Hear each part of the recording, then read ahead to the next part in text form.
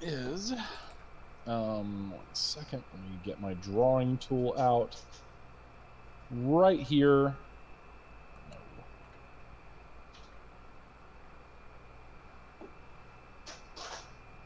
Yeah, right where that blue mark I placed is. So there's the town of Ostberg. Is that the one we're in right now? Yes. Okay. Wait. Okay, there's first bit. Okay, sweet. All right. So, yeah, so you're in Ostberg, and you are outside the temple of Saint Cuthbert, and you see a lupine, which is like a big, the fluffiest wolf man you've ever seen, and he's standing chatting with a gigungus crocodile that has plants on its back. Meanwhile, there's a wood elf who has, or you think he's a wood elf. He looks like a wood elf, except he's got wolf legs, and he's chatting intently with a fairy dragon, who is like just chain devouring candy. Like this thing's like it's just like talking up a storm. And then you see a halfling, and Osland, you might look worried about Kara, right? Yeah, absolutely. All right, a worried-looking halfling. So picture kind of a Bilbo Baggins type, but with the worried look, next to a huge, fluffy Tibetan Mastiff dog. Okay, so I'm just gonna walk up and like, y'all are an interesting group. I want to talk to you. Next thing you hear is a blood-curdling scream from inside the chapel. Eerie lights are going off in the rectory. And then you hear this deep, sonorous voice screaming, "Back to the pit with you! Back to the pit!" Should we go check on her? Smile. He's just gonna give you a smile. He's like, I think I regret my decision.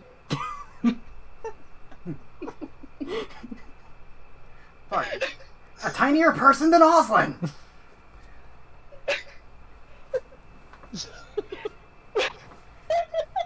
Sorry, there's the super buff gnome is there. Probably really short so you guys don't notice fully.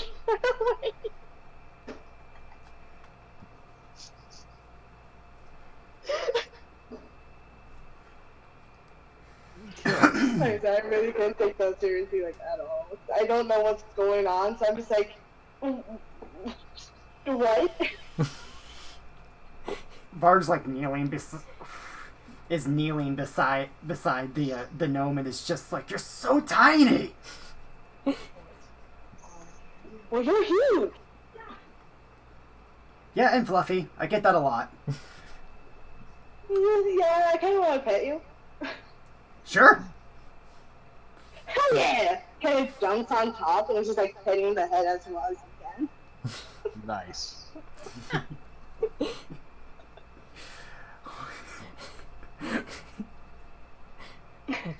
Trell, I am disconcerted. Varg hind leg twitching as the little gnome like scratches behind his ear, just like, I'm worried about Kara too, but you know, that feels good. Okay. So I like this guy. So our friend is in the chapel over there getting an exorcism, and would like to talk to a man about a horse. And there was also something about goblins. Was it goblins? Yes, the castellan of the keep, the dragonborn paladin Armin, did mention that there are some goblins in a cave to the north, that red dot far north of you. Oh, I thought those were supposed to be orcs, because I remember Varg like reacted something about orcs. There are orcs. Actually, according to Armin, there are orcs, kobolds, and goblins living there. Okay. All of them. What was the other red dot again? That is where a hermit lives who can translate that note that's written in giant. Okay. So that's more Kara's thing right now. So Charles is pretty much just interested in the horse thing at the moment. Okay.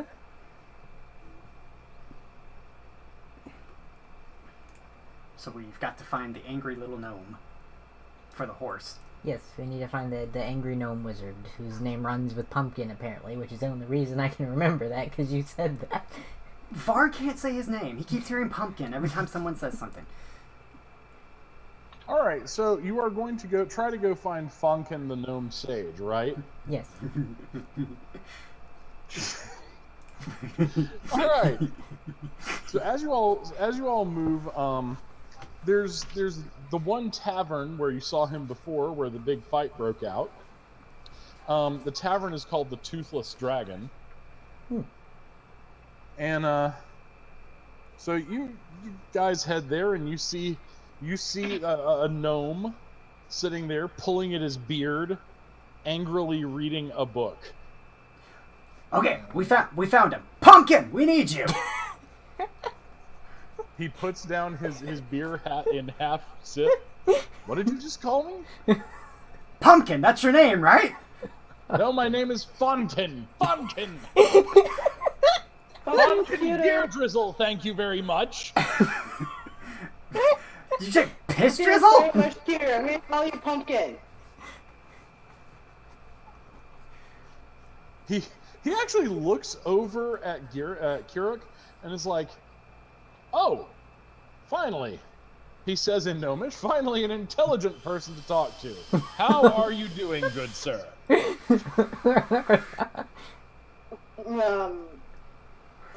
I'm okay. You? Well, I'm far better now, having seen another being of gnome kind. Us gnomes gotta stick together, right? That's right. And so I take it you're with this hirsute barbarian as he motions toward Varg. What's a barbarian? Hirsute means hairy, and barbarian is in Latin is just someone who wears pants. And Varg's not wearing pants. And Troll just kind of whispers to Varg, "It's usually someone who gets angry and hits things." Oh, well, that's accurate. Oh, you mean the cute fluffy guy? Yeah, I'm listening. And the rest of them. Yes. Well, what can I do for you fine gentlefolk today? Yes, I came here on behalf of a horse. He grabs his drink, takes a long pull off that ale. I was afraid, my friend, that you said something about you need me to do something about a horse? Well, he's not exactly a horse. He used to be a wizard named Escallion. Oh. Scallion, I thought he was dead years ago. No, apparently he turned himself to a horse by accident, and he's in the stables. Well, he's not a very good wizard if he can't change back. Very good, let's go. Excellent. That was easier than I thought. Alright, the Scallion is standing there munching oats with a very bitter look in his eyes, and his eyes light up, and he comes over and he just puts his face over your shoulder, Trell. Hello, horse, we bought pumpkin for you. Yeah.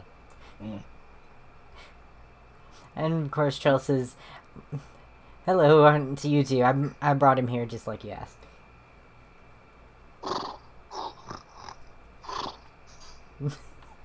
You don't have the spell on. It's not a spell. It's Oh. he just has beast speech. Oh, okay. Well, in that case, the Scallion's like, thank you, 1,000 times thank you. I'll do anything to help you. I can't think of All anything right, I so need help Funkin- with, but thank you. Funkin is like, okay. Looks like a fairly standard curse. He didn't do this to himself. Yeah.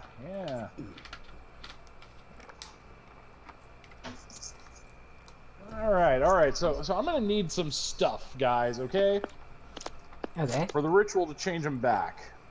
What you need, Pumpkin? You notice the gnome's eye twitches whenever whenever Varg says that. Well, gonna need some corpse fat.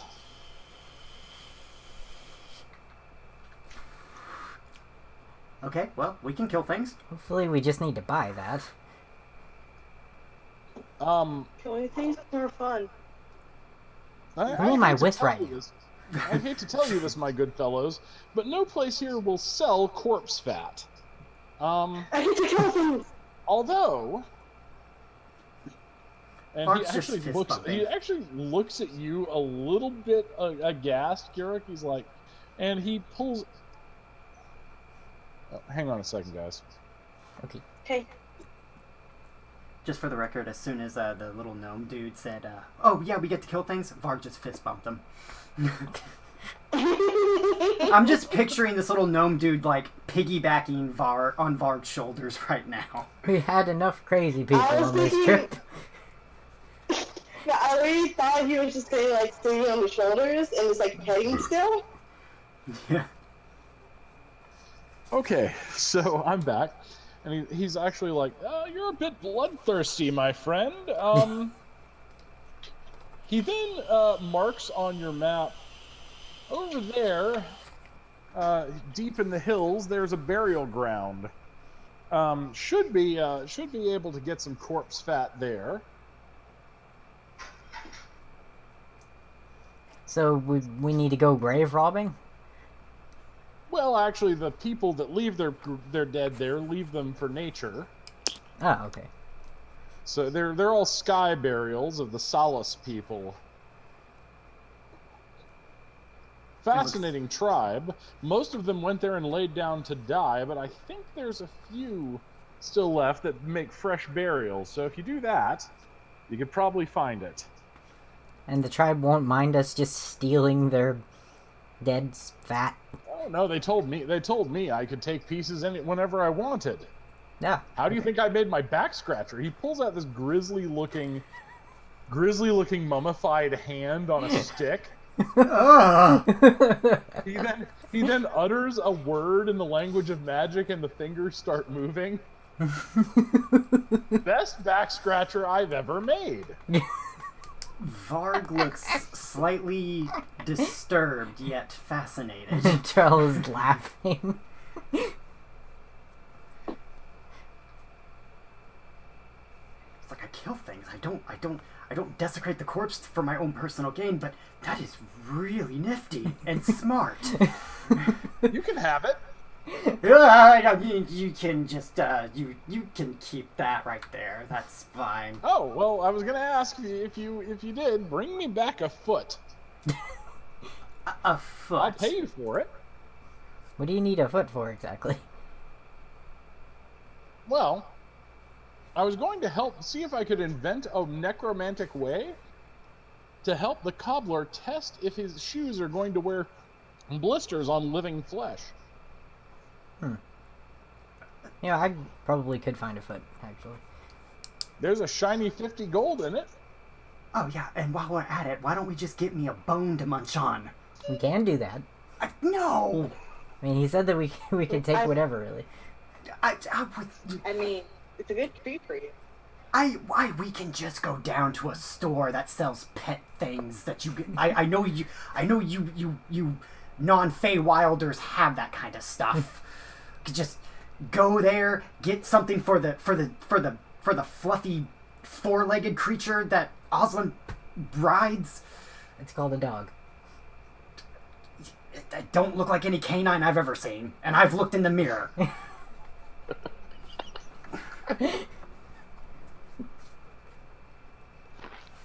Oslin scratches his dog. Hank just goes and rolls over. Which Chell can understand whatever that meant. Actually, it's just Hank grunting. From your speech conversations with Hank, you have learned there are 3 things he enjoys: One is Oslin's company. The second is ear scratches, and the third, and you don't understand why he talks about this, the amazing ability not to have to wear pants.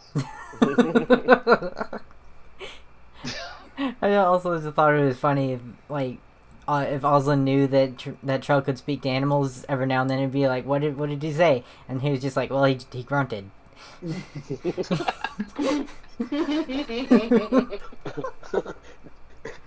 Just see the aggravation in his face. All right. So, Funkin is getting ready to do whatever unholy ritual is required to transform Iskalion back. That's the only ingredient he asked of us? That's the only one he needed. He's got all the other stuff.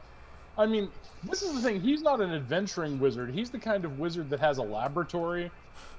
And, like, you know, he can do stuff here. Alright. Might as well head that way. The place with all the kobolds and the goblins is on the way, but I would prefer if we had the rest of our party here if we go there. Okay. He's It's your sandbox. You may go wherever you like. Yeah, he is saying that to the group, though. All right. Okay. So, as you all, are you all setting out? Yes. Okay. I'm just following. Apparently, your near friend Kiruk has decided to tag along. Charles is just kind of looking back at him every now and then with an eyebrow raise. I'm sure he's just Miles every merrily. time that happens. Yeah, I'm sure he's just merrily riding on Varg's shoulders. I mean, if he allows him to, then hell yeah. And Varg looks like he just found himself a new best friend. Is like Car jealous of that? Car's just wondering when's he gonna be able to eat it. Freaking Car. One-track mind on that thing. Well, actually, you have a pretty good sized party. I mean, with your animal, especially with that crocodile. Between I the think crocodile fierce. and the small bear-sized dog, I think you're going to be okay, guys. Okay, well, we can do that on the way. That's like if we're confident in it. Yeah. I mean, Alright, besides so that dude did say he would let us bring along like 5 soldiers. Yes. Okay. Yeah, you've got 5 men-at-arms. They're human recruits. You've got Daria, Pushkin,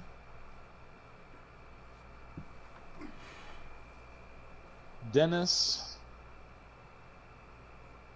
Morag. Did you say Dennis? Yeah. Dennis, yes. My name's Dennis.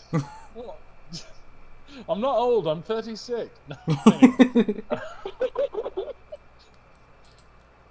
One thing I will say is, no matter what it has to do with, when it comes to names, I am really bad at names.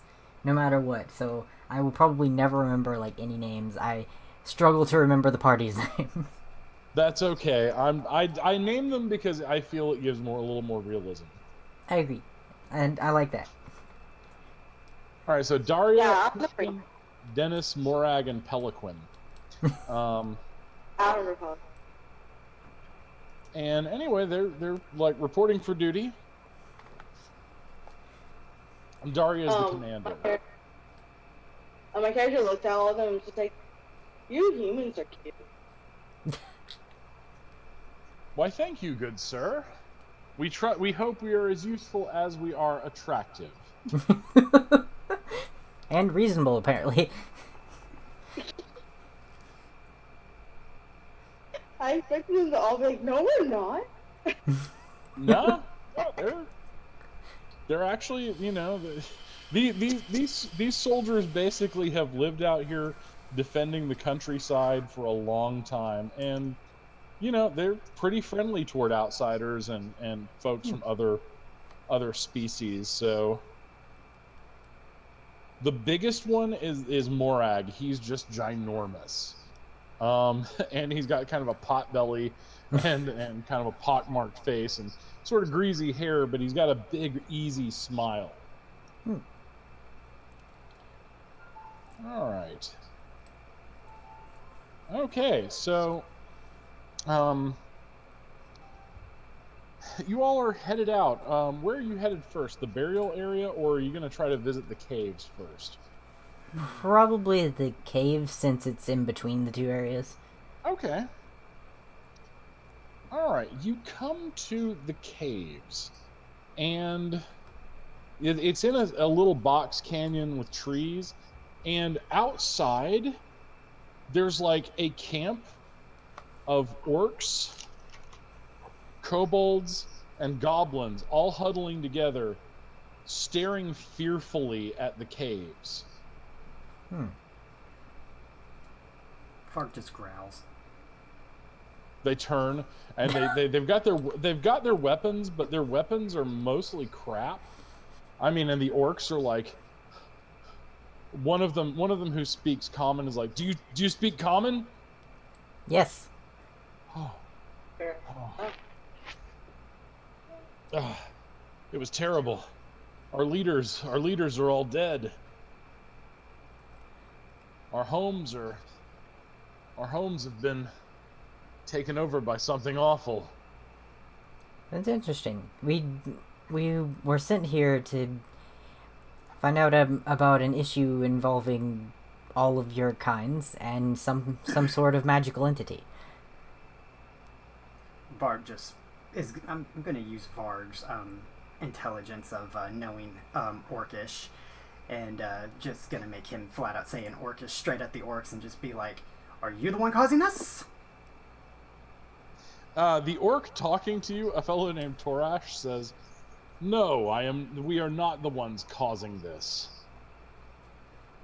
There's something in the caves, something that was awakened, we think, by humans." Varg just kind of narrows his eyes a little skeptically and just kind of like looks over at Trell and is just like, "What do you want to do?" Can I insight check them?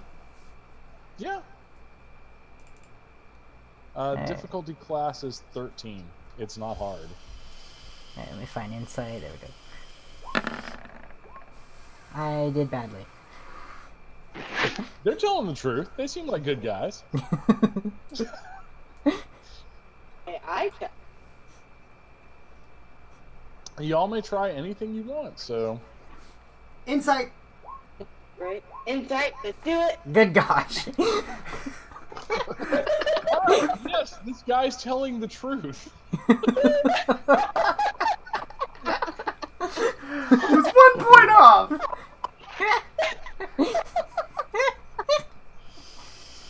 Holy crap!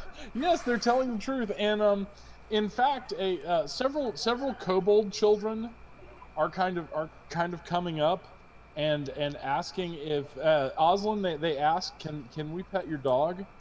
No.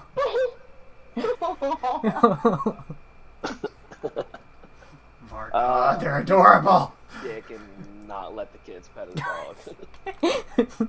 Well, the kobolds, especially since this is Greyhawk, they're not the lizard people from the Monster Manual. These have like little dog heads. Little Oh. dog-headed Then humans. Then he will allow it then. I thought they were lizard things. Yeah, I was Not in picturing Greyhawk. Huh. Huh. So I liked them because that was the original ones. So anyway, they're petting, and they're like very happy. And the goblins offer you guys food. Wow, that is incredibly kind. Yeah. Food is nice, give me food, please. Say again. I said, food is nice, give me food, please. I'm sorry you broke up. The Food is nice. Please give me some food. Oh, okay, yes. Okay, sorry. Now, okay, yes, the goblins are giving you all food. And you can tell that that actually the orcs, the goblins, and the kobolds have all kind of come together, and they're giving you guys they're giving you guys a lot more food than most of them get to eat. Okay, so Trella's kind of watching them. I mean, he's mostly heard that these types of creatures are evil. So he's just very curiously watching them and getting a bit of a new perspective on them. Varg's It's actually kind of interesting. They're almost like people. Varg is a little skeptical about the orcs, but he is actually denying the food and giving it back to them because he's observing that they're doing that, and he's just like, no, you need this more than I do. All right, so they do insist you eat a little, but they share the food, and they're very happy you're sharing the food back. Okay, so there are 3 leaders here. One is the orc Torash. The other is the kobold introduces himself as Sizzlegrist. And then there's a goblin named Rondas. And they're all sitting down kind of in tribunal with you, and they're like, so you're adventurers, are you? Says Torash. That much is true, yes.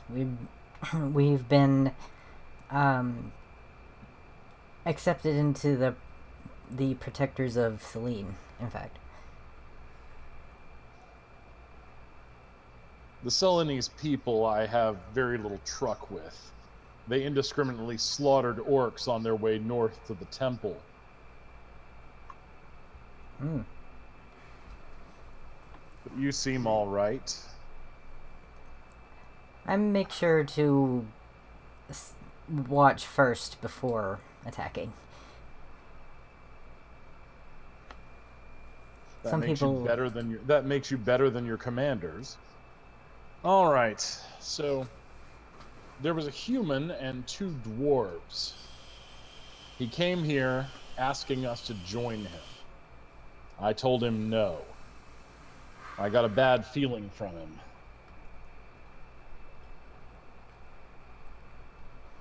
I'm guessing that's who's causing all the problems. Yes, he was a human, blonde-haired boy.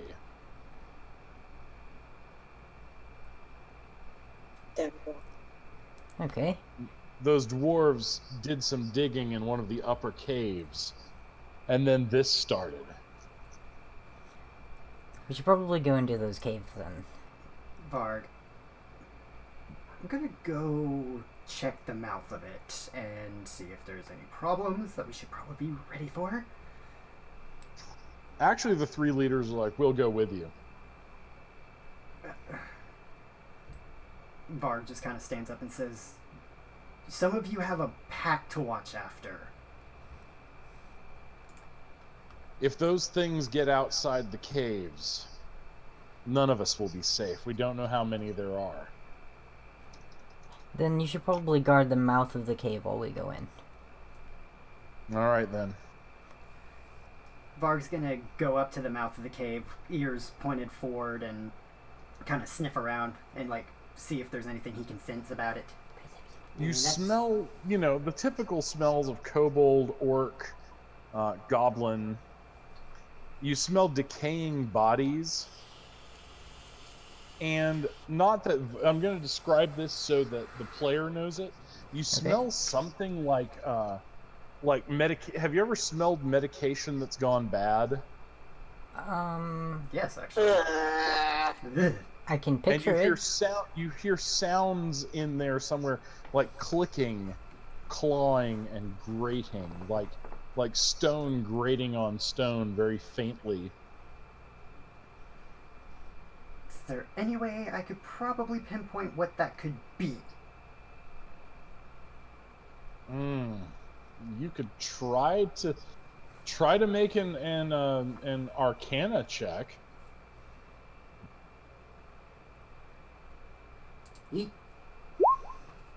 Pretty good. Very good, yes. You have no idea. Oh man, with that high of a roll? Yeah, The difficulty class on knowing this would be like 27. Oh, And the only way somebody would get this is if they were like a deep gnome or a drow elf, or someone who lives in the Underdark. okay. Y'all are surface dwellers. Well, I mean, I did all that. You can if you can get a 27, go for it. I mean, I can try. Roll for it. That's all you can do. You might get a natural Well, 20. You never know. Okay, maybe not. We'll see. Nah. We're close No. to a nat. Nope, not very close actually. Varg's going to use that roll not knowing, but is going to use it as a means to just basically be like, okay, that is a weird sound. I'm going to judge and say it's probably a giant spider, a giant stone spider, or some sort of gigantic creepy crawly. Actually, the kobold shaman who escorted you up here is like, we don't know. We never saw it. Okay. Well, whatever it is, it's causing issues, so we should probably go in and face it. All right. So the human, your men-at-arms, they gather up their weapons and they begin to light torches. Right. And of course, Ren casts dancing lights. Nice. All right. So, what's the marching order here? The troll is usually always first. So Varg far. in the Okay, back. Trell's going ahead. Varg's in Who's the back. next? Varg's in the back. I guess I'll be next. Okay, you're number 2, and that means Oslin is. Are you bringing your crocodile with you, Varg? Varg actually looks over and says, "Car, stay with them. Help them out here."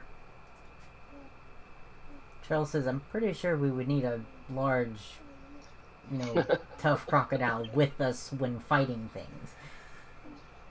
Car, I agree with Trell, Uncle Varg. I've always had to wait outside. I haven't got to see any fun. See, he's tired of waiting outside. Oh, okay. Okay. Just get beside Oslin. Okay. All right, so you all are going into the caves. As you enter the, actually you have a couple of choices. You have this main entrance down here, and the entire side of the canyon is honeycombed with entrances. Do you want to choose the one in front of you, or go to another one? Depends on which way the sounds are coming from, I imagine. Perception check to Honestly, see which way to go. everything echoes in here so much, it's almost impossible to tell the exact direction. Well, Until you're inside. Once you're inside and you don't have the ambient noise, you can then follow sounds.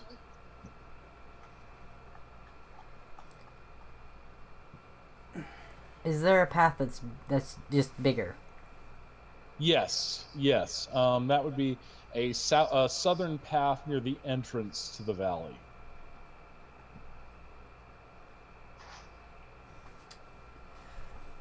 Varg's just like, I'm following you guys.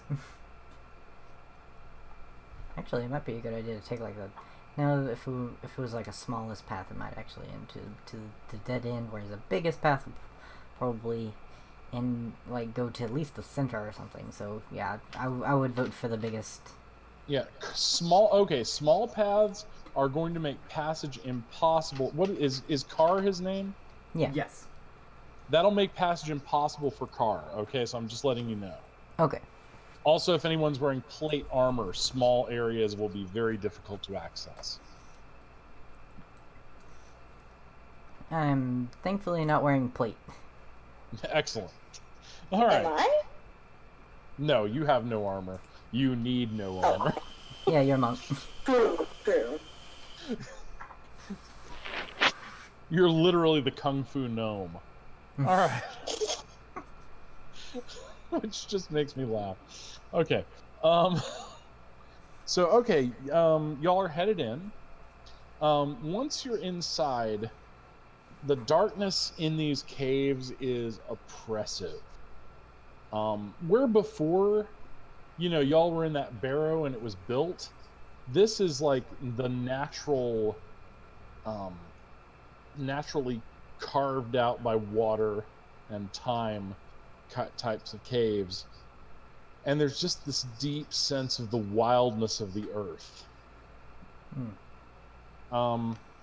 Hank is growling low in his throat. Varg, I'm with you, buddy. Oslin's like, kind of like holding on, you know what I mean, by the neck area, like real low, kind of just trying to keep him calm. All right. Oh, by the way, the difficulty for this area is 18. Oh. Oh, wow. Okay. That's to represent darkness and other problems. God damn. All right. So as you all continue inside, you come to an intersection, and there are there are like 6 dead orcs here.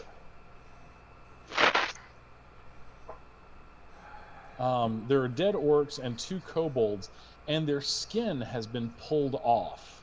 Oh. Like pieces of their skin have been ripped off by what look like ragged claws. Is there like any like sign of like blood trails? Make a perception check.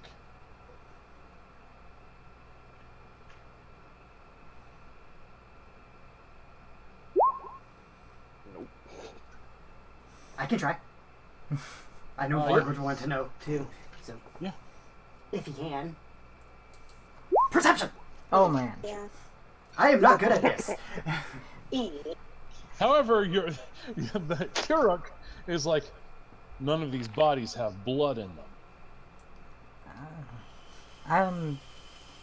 I would like Trell specifically to check, like, not for blood marks or anything, but the bodies, like the lacerations, the type of. Okay, yeah, absolutely. Would that be like a nature check or a perception check? To be honest, since you're just here, I won't even make you roll. You can just, since there's no pressure, you're sitting down. Whatever did this was incredibly strong, and had claws. But you see something quite disturbing in one of the throats. There's a fang made of what looks like gold. Huh. So whatever these creatures are, I don't think they're natural.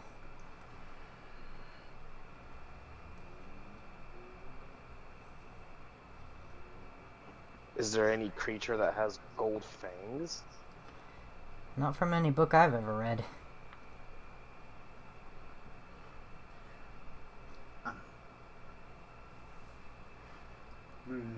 So, go ahead. No, never mind. I really thought I this. So, are there multiple paths for us to take now? Yes, there are. You can go south, east, or west. You came from the North Passage.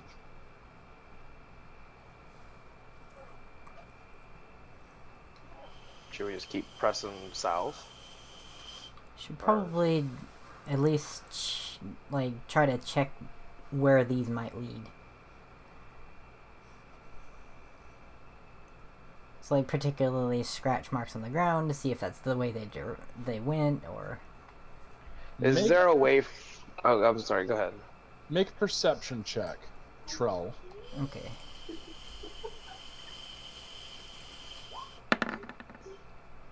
And it's pretty good. All right. There are no claw marks on the ground, but there are on the ceiling. Ah. I'm good. Varg, I am not liking this by the minute. I'm guessing it's some sort of insectoid.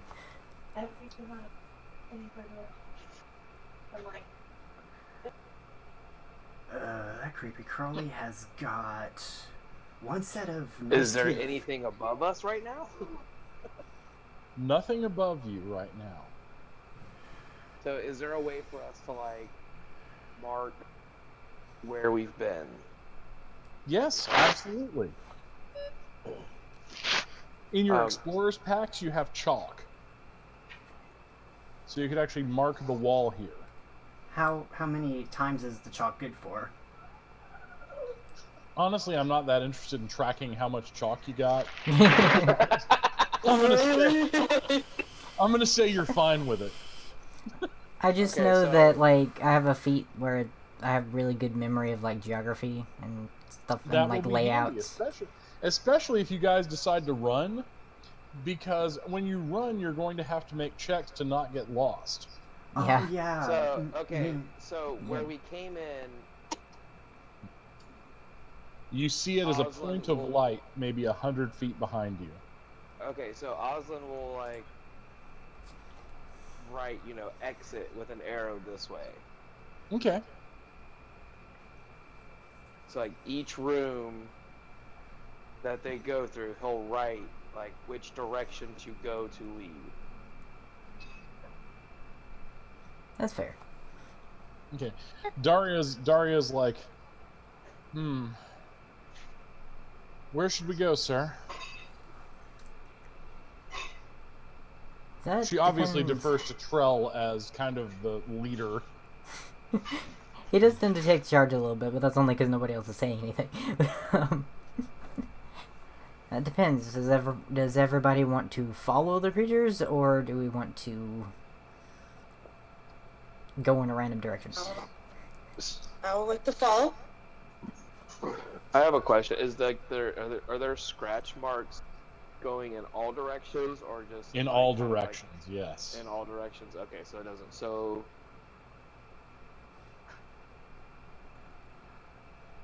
Oslan covers his eyes and just starts pointing in random directions and then stops and says, "We go that way." All right, in that case, you are going to the east. All right, so y'all are walking along. The dark feels even more oppressive. It feels like it's trying to eat the light from the torches as you leave behind the last cheery spots of daylight from the entrance. You come upon a place where it branches east or continues southeast. I guess just like check for scents and sounds and differences in the air. Okay. As you check for scents and sounds, you hear nothing. It's that all-pervasive underground silence. So I have a question. Like fairy fire. How exactly does this work? Okay, what you do is you cast it on a target, and it creates a sort of little aura of fairy fire around them, making them easier to track and hit in the dark. It gives you Okay, so it gives you I would advantage on actually hitting somebody. Yep. So I would actually have to see it in order to Yes. cast it on there. Okay, so it's not like just like a little like poof or whatever, and like a shockwave goes out and it highlights everything. It only highlights one target. Okay, only one target. Okay, all right. Also, if the something you're trying to hit is invisible, it would be you'd have disadvantage on hitting it. But if you did hit it, then it would no longer be invisible. Okay. All right. And what are your passive perceptions? Could you all just read them off to me real quick? Mine is 16. 16. All the way down at the bottom. 14. Okay.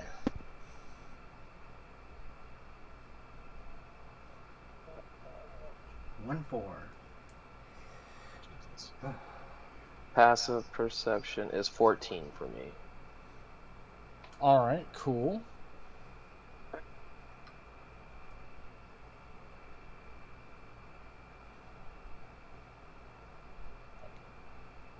All right, so all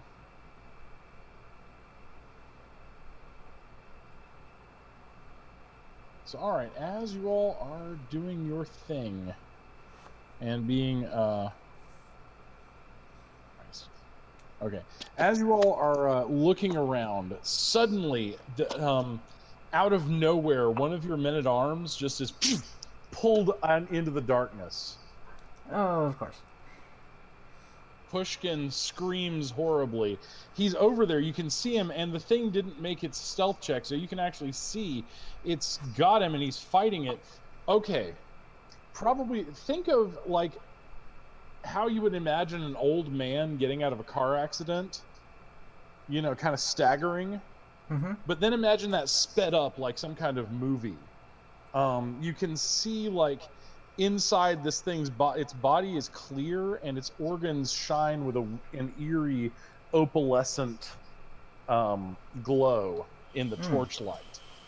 The thing has gold fangs and is trying to attack Pushkin. All right, so the turn order is going to be Trell, Varg, Oslin, then Kiruk, and then, of course, on Trell and Varg's turn, your companions can also go. Okay. So, with knowing that I am first,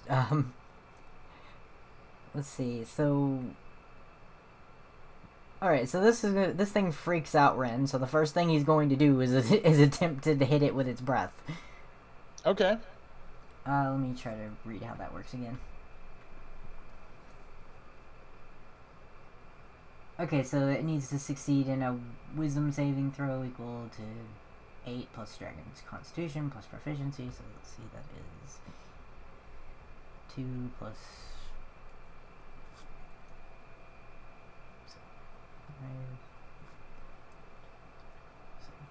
I think it's 13. Mm-hmm. Yeah, so, I don't think I need to roll to hit, it just needs to make a wisdom saving throw. What does the breath do? It depends. Well, let me just... the thing made its saving throw. Yeah, okay, it made it, so it's fine. So, ignore that. And... Trell, first thing I would like him to, you know, make like a perception check on it to see... to learn a little bit more about it. Just... Okay. Because it's, there it is.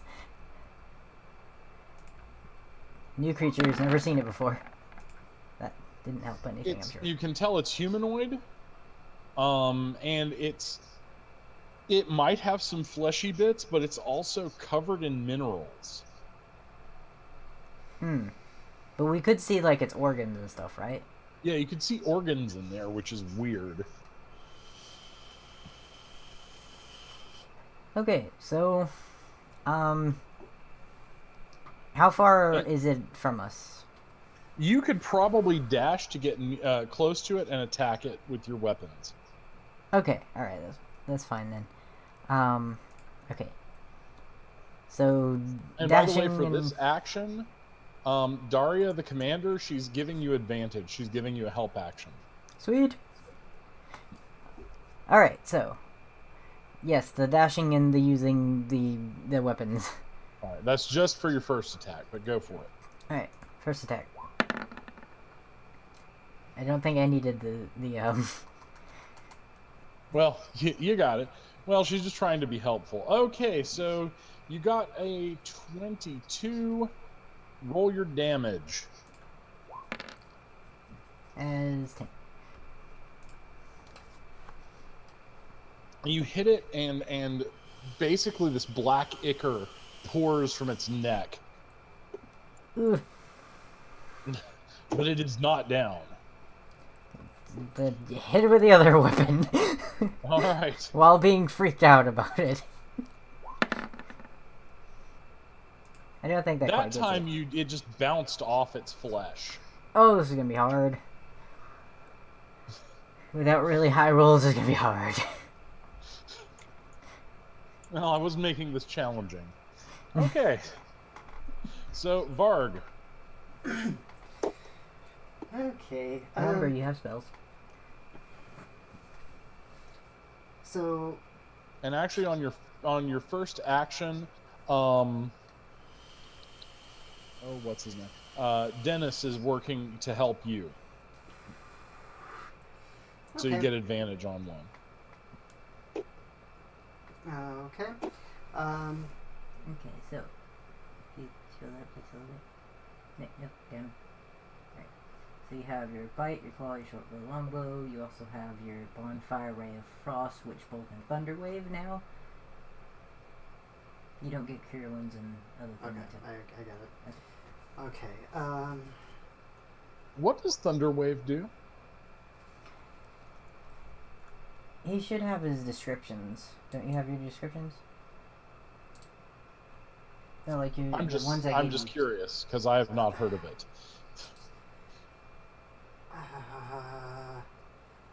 Thunderwave. Wave of thunderous force sweeps out from you. Each creature in a 15 feet cube originating from you must make a Constitution saving throw. Failed save, creature takes 2d8 thunder damage and is pushed 10 feet away from you.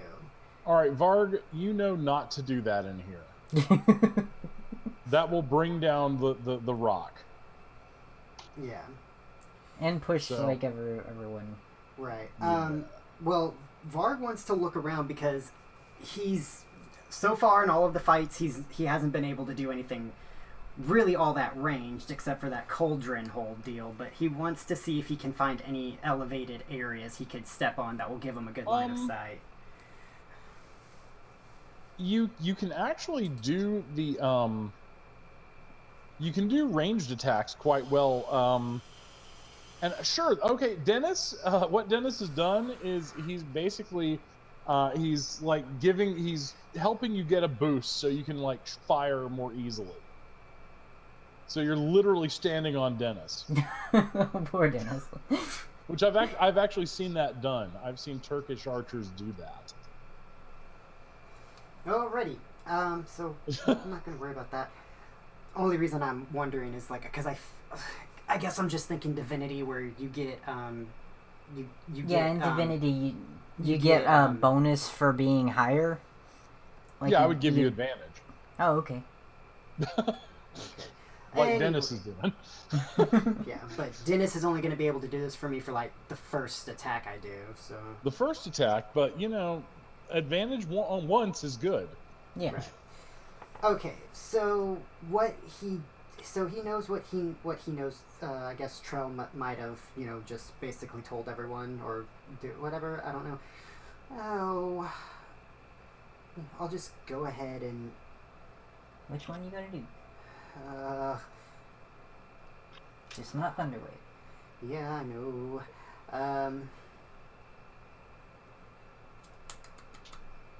Magic or both? How?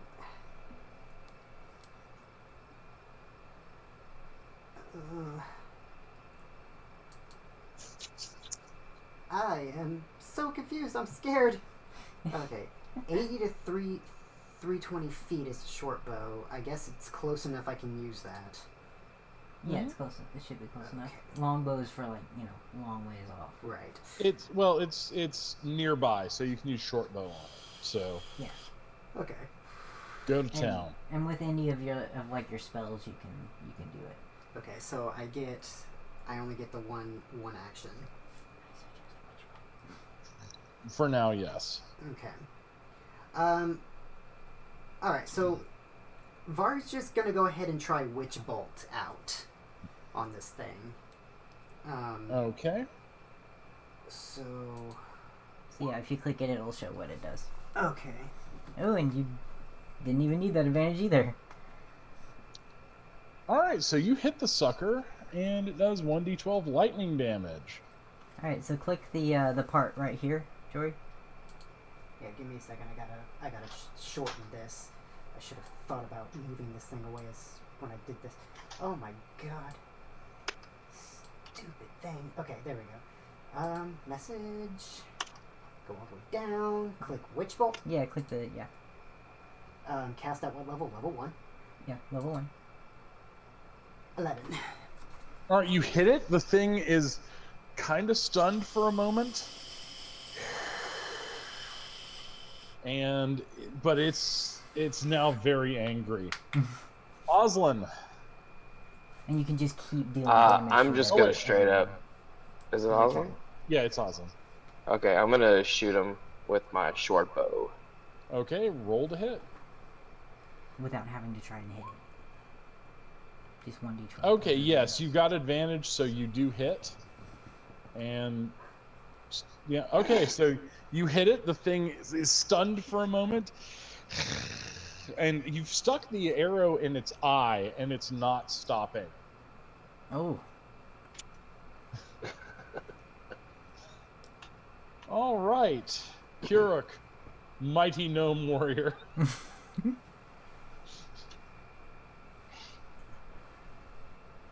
So like Okay, every turn, sorry. just I click was this, talking something important. Anyways, 'cause it automatically does damage. hell? Okay. I actually really don't know what to do. Someone give me suggestions. I'd use my short sword. Yeah, that works. Stabby, stabby. Also, Just monks have. You use the some- ancient spell swing sword. you And all you gotta do is spells. on your character sheet, hit Yeah, sword that's key. all I meant. Yeah, under attacks and spellcasting. There you go. Yeah, let's see. Which monks have. The under touch. Yeah, see under hit dice and all that stuff. Then you've got short Oh, sword. haha! Oof. Oh, thankfully you've got advantage, so that wasn't a critical fumble. Was not a critical fumble. Okay. Now it's the creature's turn. Okay, do you want me to send you like some things that monks have that you should have at this level? Yes, please. Okay. All right, so thank you, Skylar. I appreciate you doing that. Yeah, I Okay, have all so- that stuff from Freya, so. Right. So, okay, here's what's happening. The creature now moves with blinding speed and jumps at... It actually jumps onto the ceiling and dashes and reaches Varg. Varg, what is your armor class? It is 16. Thankfully, you managed to... The thing tries to grab you in a grapple, but you manage to get out of the way. You manage to dodge, but it's snapping its teeth at you with just bone-shattering force. Its eyes are milky white. You are And you one. suddenly realize Thank it... you. Go ahead. I said, you are one I'll just say thank you. ugly motherfucker. Okay, its eyes are white, and you realize it's blind.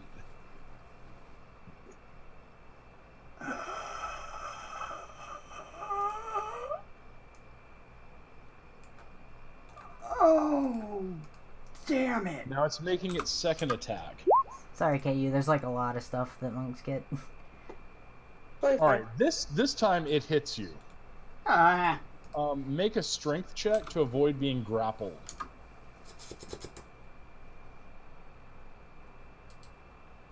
strength. Damn it. Okay, all right. The thing harries you down, and it bites into your neck, Ooh! inflicting 10 points of damage Oh, good Jesus. and draining 1 temporary point of Constitution. Eh. Oh boy. Whoops. 10 points, not 11. There we go.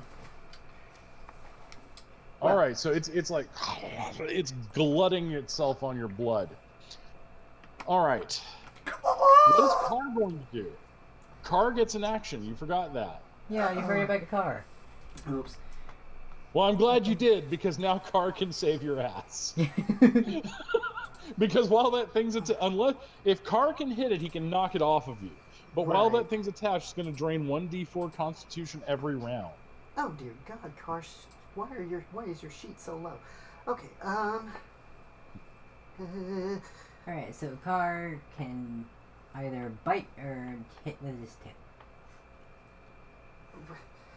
Those okay. are the two things he's capable of doing at the moment. Alright, well, the bite is the strongest ability he has, so I'm gonna have him bite. And on a successful bite, he can grapple the thing. That's good. He should do that. By the way, Carr has advantage. Sweet. So you saw the damage and the It's 1d10 plus 2. yes, but like also for rolling the d20, what was the attack modifier? Okay, +4 on attack, and then 1d10 plus 2. Okay, so because we don't have character. I can roll it for you. Okay. Alright, so 1d10. No, you do d20 first in order to hit. Oh yeah, that's true.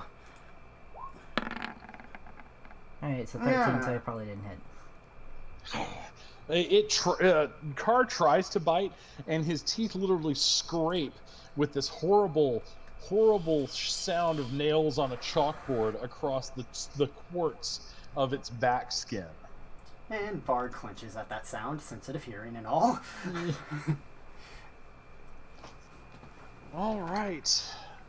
Yeah, Trell, it's back to you. Okay, so Ren needs to roll to see if he gets his breath back. Which I need to do need to roll a 1d6. Is the breath weapon an AoE? No, it's only one target, and he didn't get it back. Okay, that's good. Thank you for telling me that. Well, it's like it can be if there's like a multitude of things within 5 feet of space, but Well, you see, the problem with that is that The right thing's now gotta the hold the creature car, is within the or 5 Varg. foot space on top of Varg, and Carr is trying to bite it, so that would be 3 targets it hits. oh, okay. Like, if That's they're all why I'm occupying the same space, then yes. Let's. It's like the old meme. Like, I didn't ask how big the room was. I said I cast fireball.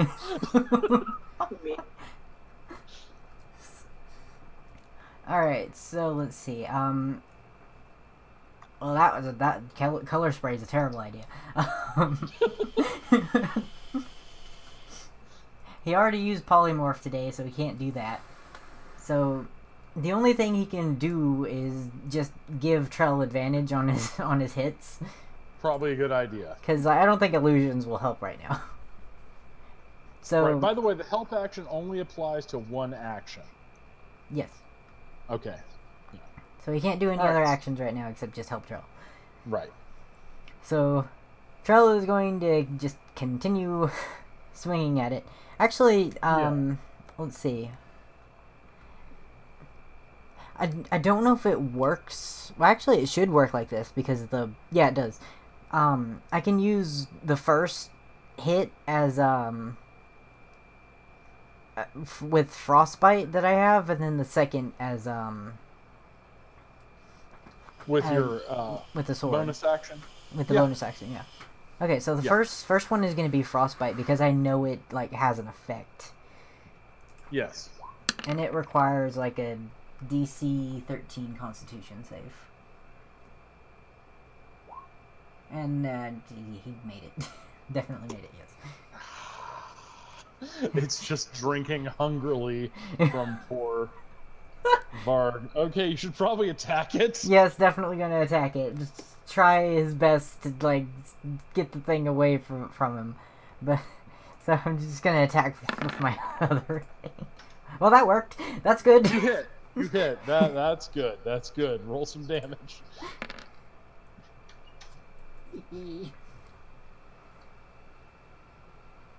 His advantage is so helping. You hit it. You damage the thing, but it's very, very, very not happy. All right. So, and it's been knocked free of Varg. So Varg, you're in melee combat. You can't use your ranged weapons right now because Right. you really hurt it. It did not like the arrow to its eyeball. Right. Well, the thing about Skylar was showing me about Witch Bolt is that Every round, it doesn't matter. Like you don't have to like attempt to hit it again. Just every round, it's 1d12 damage. If you hit successfully the first time, that's the thing about Witch Bolt. that's what. All right. The spell also. Okay. The spell is. Okay, you can use your action. Okay, so long as you use this action to deal the d12, that's cool. Yep, you just use your action to do that every time. So it's basically an indefinite amount as long as I don't do a different thing. Yeah, that's how it works. So just click Witch Bolt again? Yep, just click Witch Bolt every time. Okay.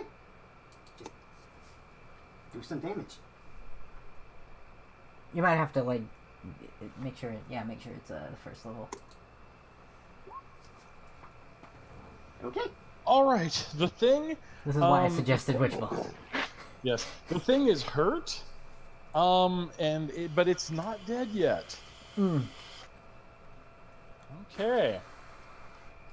All right, so Oslin. He's gonna shoot again. All right, so shoot, and you can also have Hank attack. Nice. Okay. Yeah, don't forget Hank. Also, Jory, you forgot Car.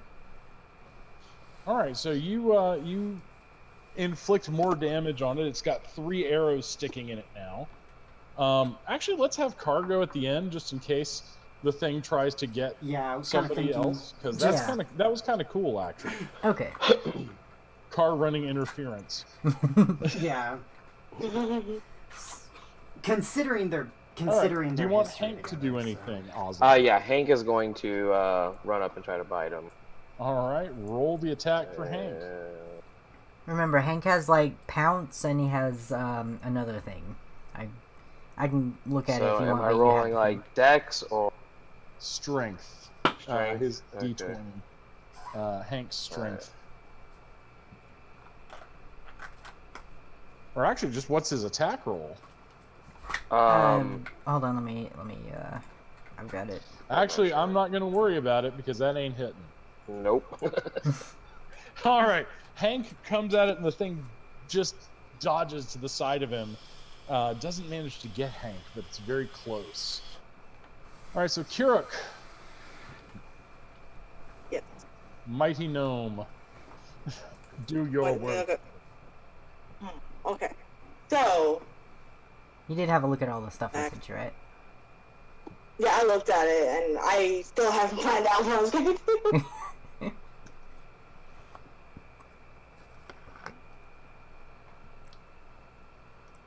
As I tell people when they first start playing like a new character, you can never go wrong with swinging your sword. It may not be the most effective thing you can do, but it always helps to batter down the enemy.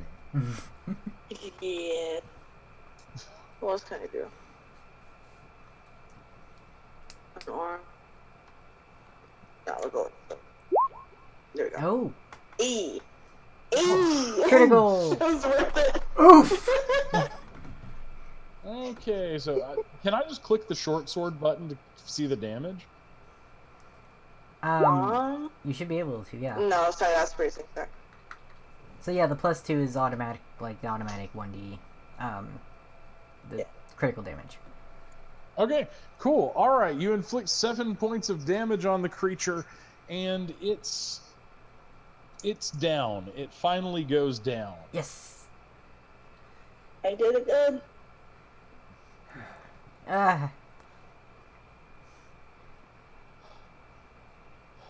Varg The is- men at arms are huffing and puffing. Y'all are huffing and puffing. The fight was intense. Who here has like?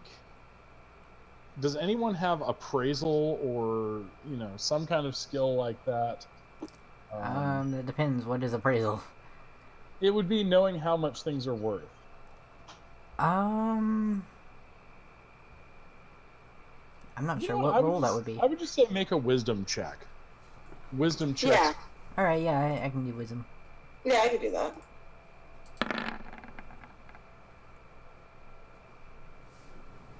None of us did particularly well. So I'm going to say that Trell, you realize that those organs are actually opals. Oh! Oh! Each lung would be worth about 1,000 gold pieces. Oh, I am, like, harvesting the shit out of this creature. And the other organs, the heart, the stomach. Okay, so there's 4 other. Heart, stomach, kidneys, liver, spleen. So 5 other organs, and those are worth 500 gold pieces each. Yep, okay. So, this is a creature specifically made out of expensive, things you find underground. The teeth, however, are made of pyrite. They're worthless. Really? I thought they were gold. They look like gold, but now that you've had time in your nature lore and stuff, you actually looked at it, and these are pyrite. Oh, isn't that fool's gold? Yeah. Okay, yeah, that's worthless. Although they do have a special property that if you wear them, you get advantage to checks to impress like street gangs and other stuff, like other folks like that, and teenagers. Yeah, no, I don't think he's going to be wearing them, but definitely going to be harvesting this thing's organs. Make a necklace for Hank out of the gold teeth. Yeah, like as we take the gold teeth for jokes and giggles. All right, so each of you gets 5 gold teeth. Kuruk and Oslin. The rest were pretty well shattered when everybody was beating the hell out of the thing. So do I make a survival check for this, or do I just type down like the amount? Just type it down. Okay. I'm not going to force you to do that. This is your treasure.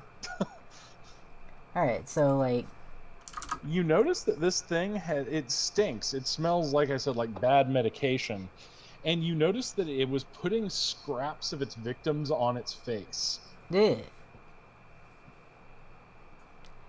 Okay, so how much was each organ, and how many do we have again?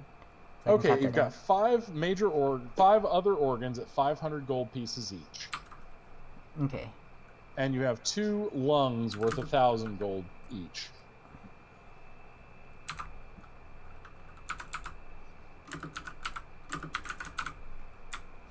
Okay, 5 organs, 2 lungs. You all start hearing scraping sounds, like the thing made but more of them, further down the tunnel. Let's not go that way. Let's go the other way. No. I think that might be the only things here, though. This is the evil we've been sent here to face. Varg with a paw around his neck. And do you think that I could handle any of that? Actually, you probably need a potion, don't you? He's already rummaging in his backpack for his So y'all take the potion. Yeah, checking your equipment. What? Healing. And your constitution point will come back after a long rest. Okay.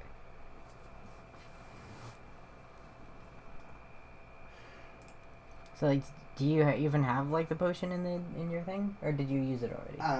Yeah, I used it because I almost died the last time. Right. Okay. But I do have a healer's kit, but I don't know if we're still in like a fight or something. You basically. I have. Go ahead. Sorry. You can use the healing kit to patch yourself up for 1d3 hit points, I think. I mean, I have the spell Cure Wounds. I mean, that'll work. That'll work, yeah. Come on over, let me do some like Mr. Miyagi. Make you ready to go for the next round. Alright. Okay. I don't get my healing spells until the next level, though.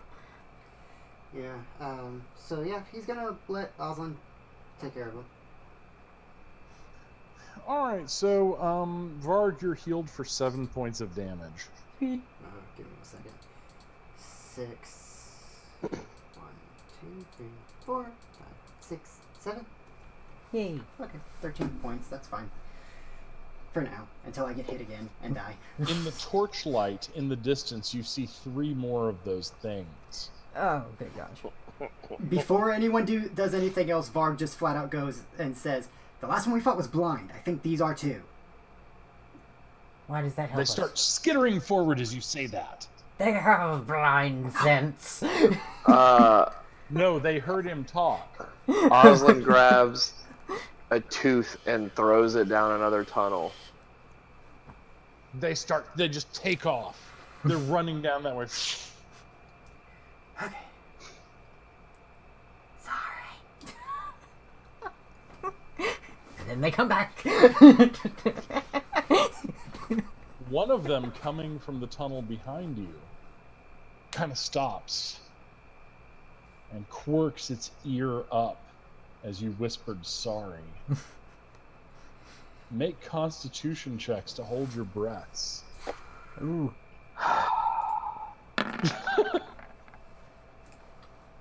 No one. No one. We're all bad. Everybody just goes. At this point, if I may insert, Kara's like, God, can't you mammals hold your breaths? Pretty much. You non-crocodilians. I swear. Yeah, Kara's like, I can do this for days. I don't even know what you're talking about. Alright, so. Roll, Trell, since you're the first in line, roll initiative. Okay. Jesus. Go. Weasels. I didn't do Okay, too well. things going first.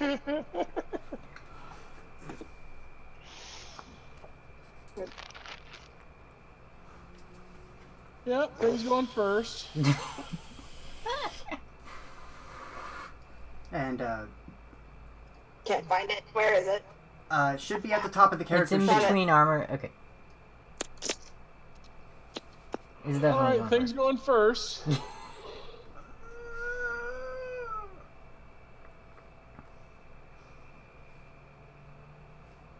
Okay, the thing, okay, it's got a plus.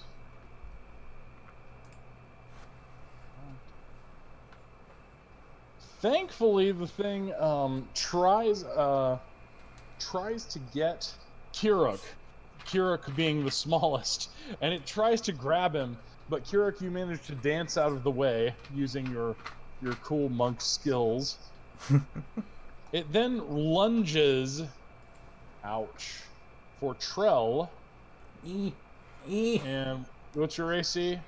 Not as high as that. It's 17. Oof, make a strength check. Oh. Ooh. Oh, thank God. Okay. Alright, you managed to stop it. It's try to close on your neck, but you managed to wrestle it away, but it's... Alright, its claws are in you. So you take... Good God. Jesus. Okay, a D8 plus 3. You take 11 points of damage. Oh. 3 more. Youch. Okay. Okay. Trell, your go. Okay, that wasn't fun. That was not pleasant. That was not good. Wait, does... Huh? Okay. Alright, so first Ren. I need to see if Ren gets his breath back. Yeah, roll for that. Excuse me. Let me see. It was just You're welcome, Josh. Okay, it's 5. Yes. So he gets his breath back. Nice. Okay, so he's going to immediately to try to use it on this thing that just bit Trell. Well, clawed him actually. So it's Okay. a DC 13, I think. Wisdom.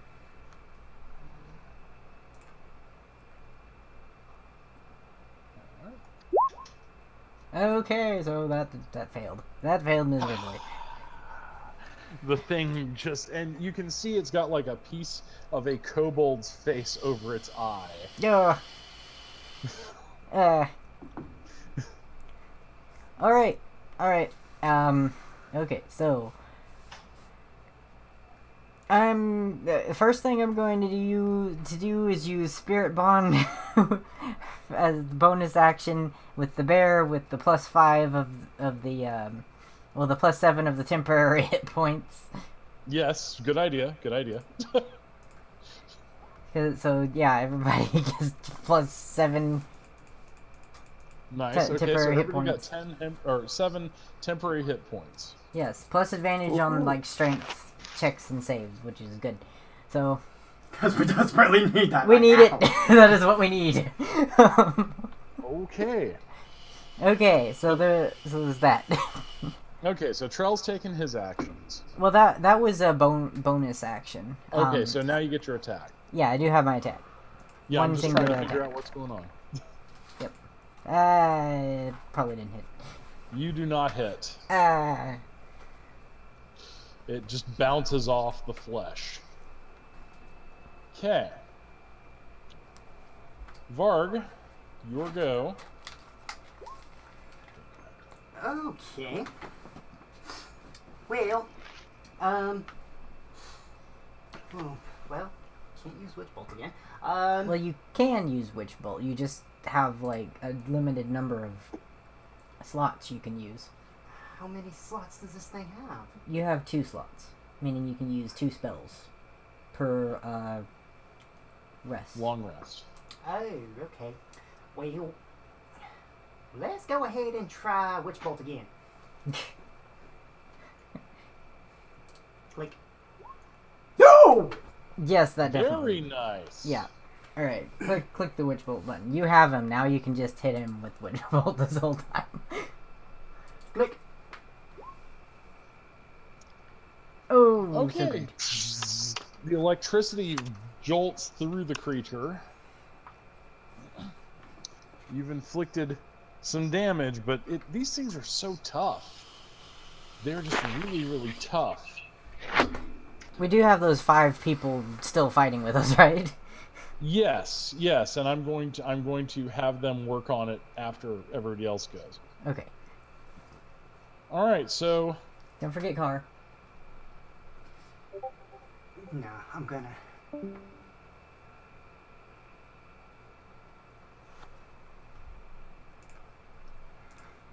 Well, that's not good. it's fine. That's where Daria can come on and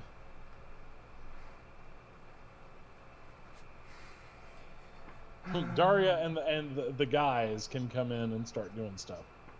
All right, so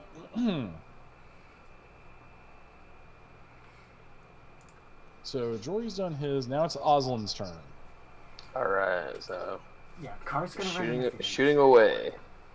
Sorry.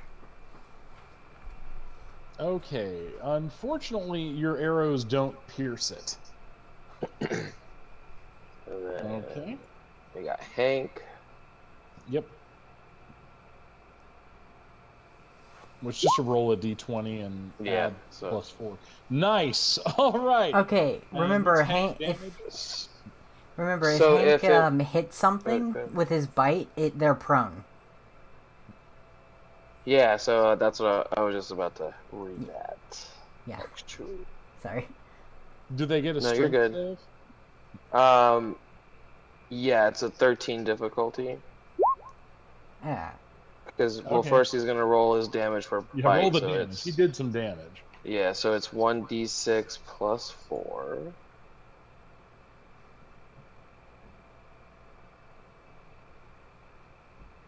And then is there any additional? Is it like plus 5 more? For Hank doing that? No. 1d6 Yeah. +4. Okay, because I just thought like the advantage that Trail gave us. What's that? 9. And then so now you have to do, I guess you do the strength save or whatever. If you fail, if you don't hit Well, actually, 13, I then already I did. can. 18. Yeah, I already. Oh, okay. All right, then you fail. Okay, yeah. All right. So Daria and the gang run in. Oh my god. Okay, so they run in and they're trying to attack this thing, but their spears are just bouncing off its flesh. All These of are them? 0 level humans. Ah. They aren't superheroes like you guys. So Oh man, I thought Carr, these were soldiers. they are, but most soldiers are not fighters like you. Remember, adventurers are always assumed to be like better than the average person. Oh, Because okay. they see things. These people were just made to be guards. I know, but they're, trained soldiers. They are trained soldiers, but you are far better than a trained soldier. Ah. You're an action hero. All right, so Carr, make some attacks. Car.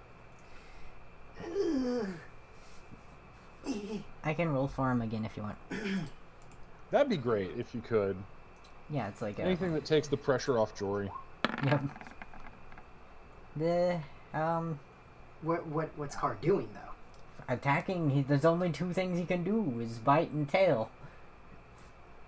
Okay, well you just rolled the d20 for the attack. Yeah. Which did not hit. Nope. Okay. Did not hit.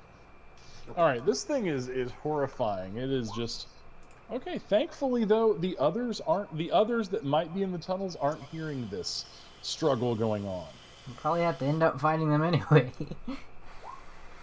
Oof. All right, the thing goes after. Honestly, Trell, you're the closest, so it's going after you. Yeah, I figured. All right, and it's D8 plus 4. It hits you for 7. Ah, that's all my temporary hit points. Oh no. Well, hey, I mean, at least it got something. And you get advantage on the check to not be grappled. All right, So strength. roll your strength. I don't think that's enough. Shit, fire fuzzy. Okay. I feel 18 might have been a bit much for us at this level. Well, actually, though.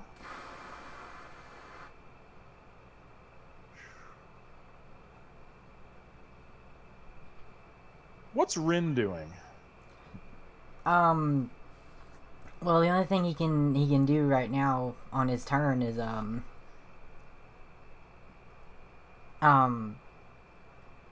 well, I mean, last turn anyway, he tried to use his euphoric breath, but that Can didn't he work. play bagpipes? He can, yes. That would confuse anything in these tunnels that needs to hear to see. Oh yes. That is true. Loud, obnoxious sound that reverberates off the walls just like that. You could impose disadvantage on all these critters. Okay, you know what? That sounds amazing. I never knew these bagpipes would come in so handy. Well, that's the thing. Think beyond just the powers on the character sheet, because that's cool. I just kind of had that idea. I'm like, wait a minute, this shouldn't be that hard. Why on earth would I make it? Oh, wait a minute, there's bagpipes. Go for it. All right, so he starts playing bagpipes. Var just unamusedly Could you covers roll his his ears. charisma to see if he's doing it well? Alright, let me look at his charisma. Let's see. Alright, d20 plus 3. Hopefully he is doing well. Oh my goodness, he's doing amazing. Okay, yeah, he's playing ancient dwarven battle ballads. It's ringing, and the thing clutches its head, shrieking in agony. Varg's over there cupping his own sensitive ears Varg and is just clutching his head, amused. shrieking in agony. At this moment, Hank is like, "Oh!"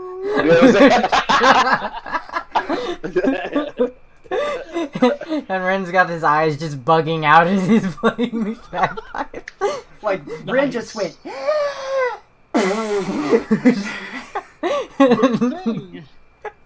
The creature takes off at a dead run. Everyone gets an attack of opportunity on it. Sweet. Oslin, you can go first, and you've got advantage.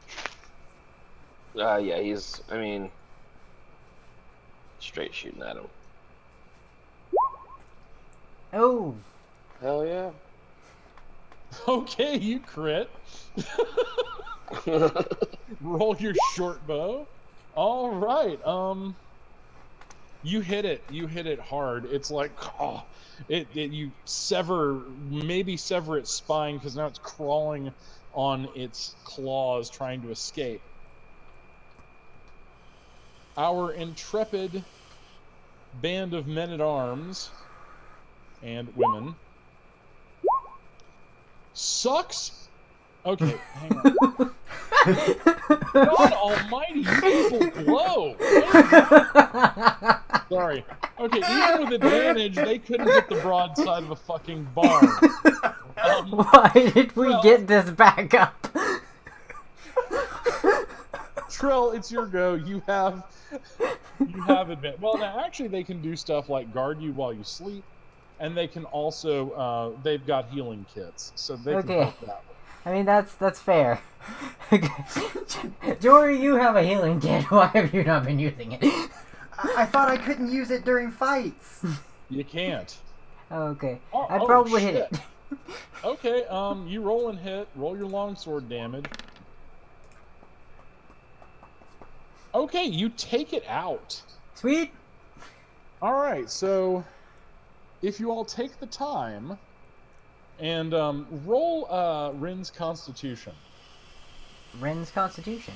Okay. Let me have a look at what that is first. Playing bagpipes is an endurance sport. It really is. He is amazing with endurance, apparently. If you want to hear what I'm picturing, just look up on YouTube the Sky Boat Song, which is a bagpipe piece, which is just incredibly long. I will after this. That is not how you spell Wait a sky, second. but okay. Wait a second. Hang on. I'm just putting it on one of my things so I can listen to it. I actually rather enjoy music like that. I am just searching for something. Holy crap.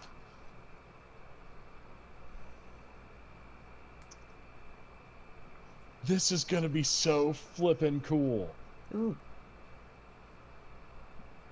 Oh, did you find the jukebox function on the Yeah! I've used it before, but then they're like, they actually, changed everything up. And so it didn't work anymore, but now I think they've got it back, so. Yay. Alright, but anyway, that aside. Okay, so you harvest the same thing out of this thing.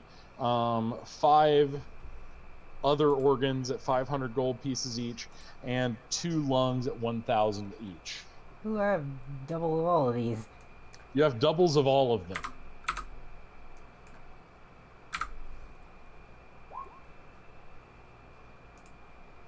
Alright, now let's look.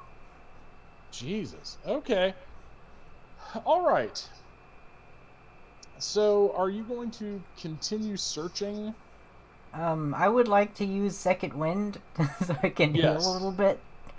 Absolutely. So yeah, it's like 1d10 plus 2, I think.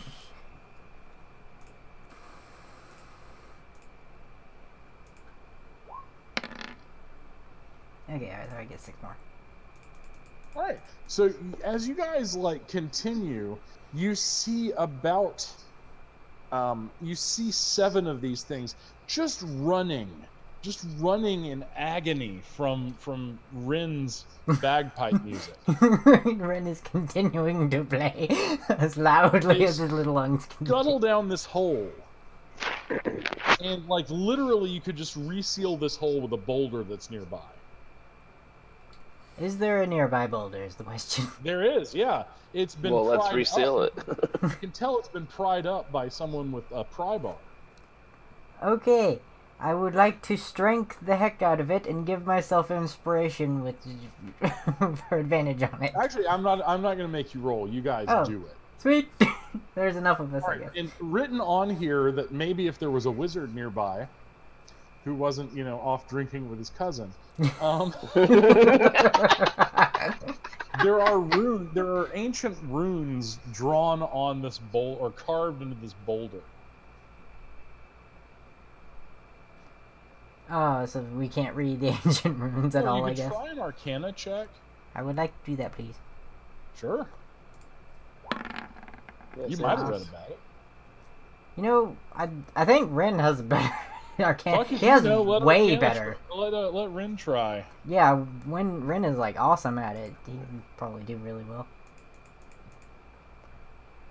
Oh, that's a D10. Hold on, make sure it's a D20. Yeah.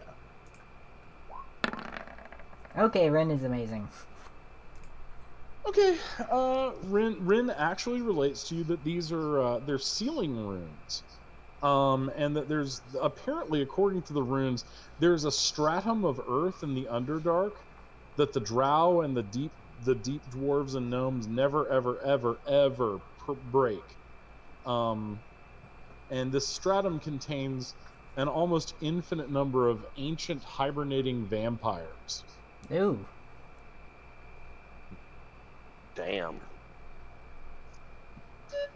The Underdark's messed up, yo. Yeah, it is. I've read a bit about it, and oh my goodness, especially the mind flayers. And The mind flayers. I've taken steps to make it even weirder. Okay, so the humanoids, the kobolds, the goblins, the orcs, they come in, and they are thanking you all so profusely. They're like, you've done us a great service. We didn't think that elf kind or halfling kind would ever help us. We appreciate it. Oh, well, you're welcome. Holding his neck. Chell is like, Actually, maybe I should help you with that. Torash comes over and he uses a restoration spell on you. So your constitution is restored. Sweet. Yay. But not the hit points. Yeah, just the... Hit points too. Oh. Look, y'all are getting healed. Okay. They're fixing stuff. Okay. Y'all are Tra- guests of honor, and you saved their asses. Charles is very thankful for that. Torash is like, we will bury our dead. And Got any fat on him? I think we need a specific type of fat. no, It this just would said work. corpse fat. This would work. Bard kind of like just looks at Oslin kind of like, wow, insensitive. He's like, well, I mean, it's gonna bury him. Varg just looks over and says, "Let me help you bury them. They deserve that much." Well, Just we need burn our dead. We need a foot and some fat.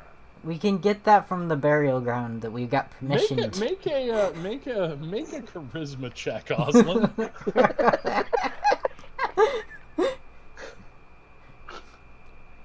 Well, you don't have advantage, unfortunately. Nope. Well, no, actually you do, because guess what? You saved them. No, okay.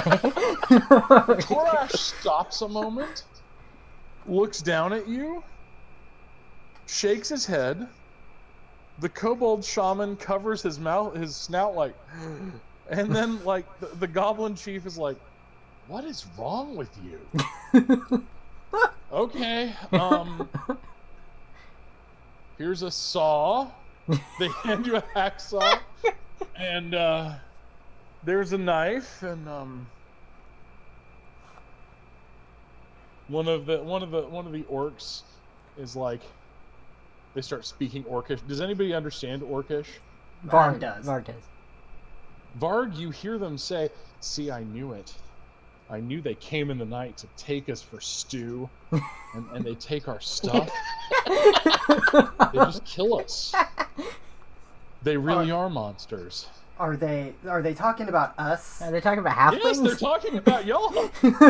Varg steps up and speaks Orcish right back and says, "Now you see here, no, I'm offering to help you burn them. My little halfling friend here, who's really short and probably short mentally as well, just doesn't know how to handle dead things. I'm offering to go back into that godforsaken dark-ass place because I can see in the dark and get your dead for you so you can burn them.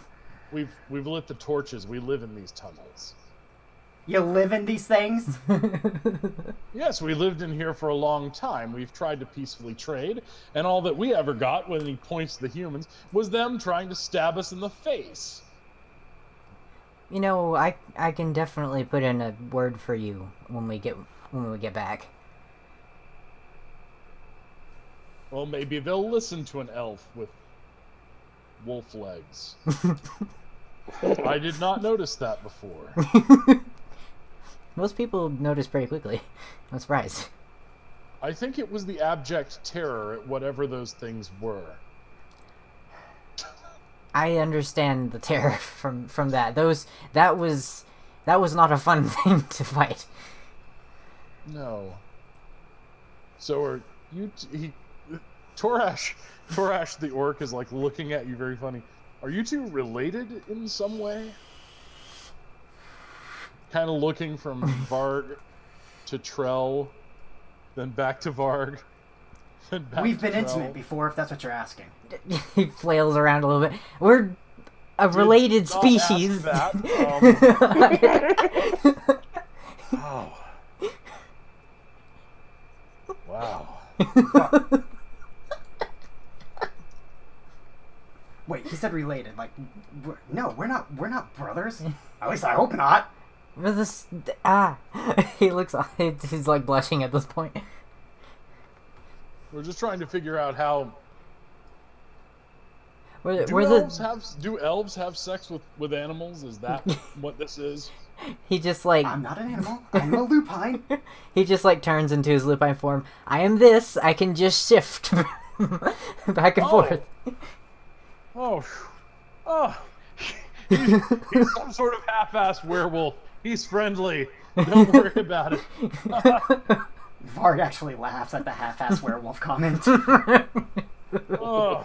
We really are half-ass werewolves. Yeah, we're not very vicious. Many werewolves aren't. I've been friends with several. Oh, really? Usually they tend to be kind of cursed and unable to control themselves. Varg's just like, the great pack leader was one of those. And actually, Torash says, it's funny how the humans and the elves always say whatever they don't understand is cursed. You do have a point to that. Although there are things that are cursed around here, so. Oh yeah. Whatever that thing was those things were that you drove off. Though I have to ask, what was that horrible racket? We thought the creatures were screaming. Ren raised his paw. That was my instrument playing. They hated it. Varg just looks and says, he's got to work on it. It's beautiful. Says you. Rondus, the goblin chief is like, there really are monsters. Varg just like holds up a finger and on a paw with his mouth open and then just drops it and closes his mouth like I can't. I'm not even gonna try.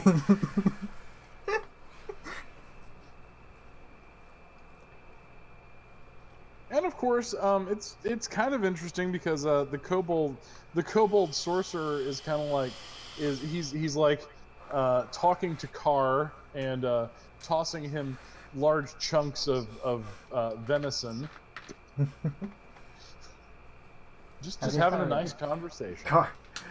Car's just like, Uncle Varg, I like this one. Can we keep it? Varg, it's not.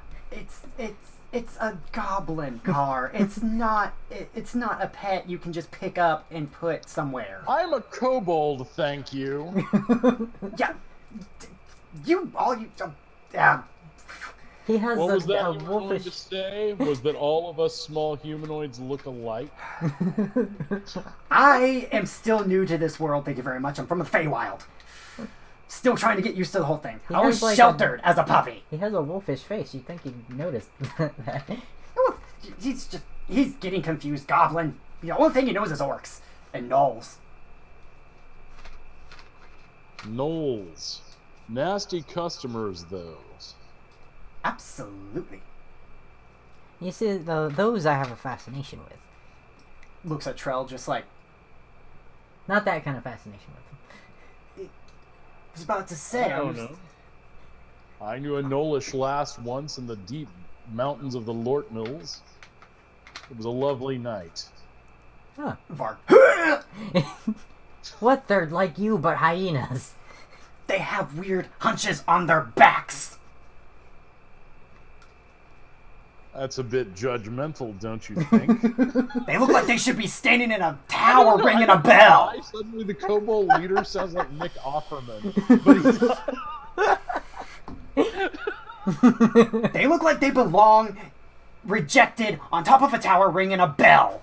Longing after gypsies. Wow.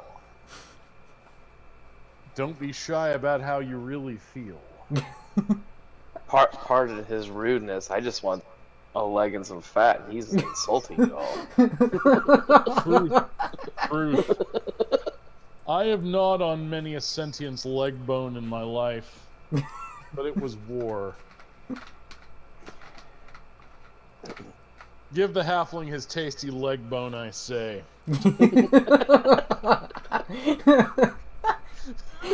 Varg just All like... right, so you now have the tasty leg bone. Varg at this point just throws up his paws and walks away just yelling, I don't know how to talk to people! Go carve some bacon off one of their other backs. Nice. Beautiful description. Trell isn't exactly bothered by this sort of thing, since, he usually does this when he eats people, but... Well, if we didn't need it, Oslin wouldn't be doing.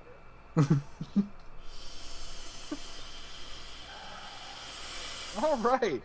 Wraps it up all nice. That did not go. Yeah, I picture you like wrapping it up perfectly, like that you see in The Hobbit.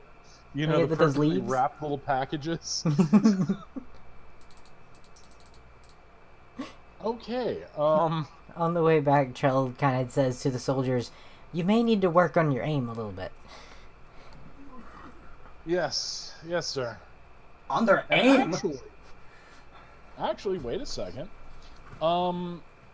Daria, the commander, is like, Master Trell, may I speak with you? Oh, sure. Would you be willing to teach me to use the sword the way you do? Oh, absolutely. All right, so mark somewhere you've got a follower named Daria. Ooh. Because Daria wants to she wants to apprentice with you and become a fighter like you are.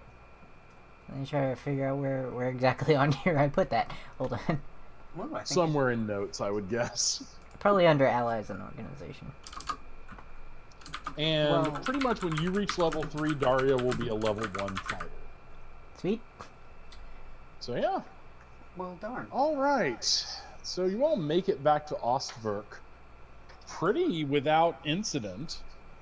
The guards are like, so, did you kill those hideous kobolds? Actually, the kobolds and the goblins and the orcs were very nice and accommodating. It was these gold vampire things that were the problem. A what? And you relate the story of the gold vampire things, and this guard looks like he's gonna pee himself. He's like, those are a thing? Apparently, yes. By the way, Oh my they hate bagpipe music, so you might want to invest in some of those. They also have organs made out of valuable materials. Oh. Can But I see? wouldn't... So Trell does show him. the organs. Those are beautiful. Yes, but not worth the trouble. I wouldn't go hunting them without bagpipes. So all you need is bagpipes. And people who can actually hit it, yes. Nice. Nice. But we did seal them away, and I suggest not unsealing them because there's a lot of them. And you will probably die if you attempt to get them.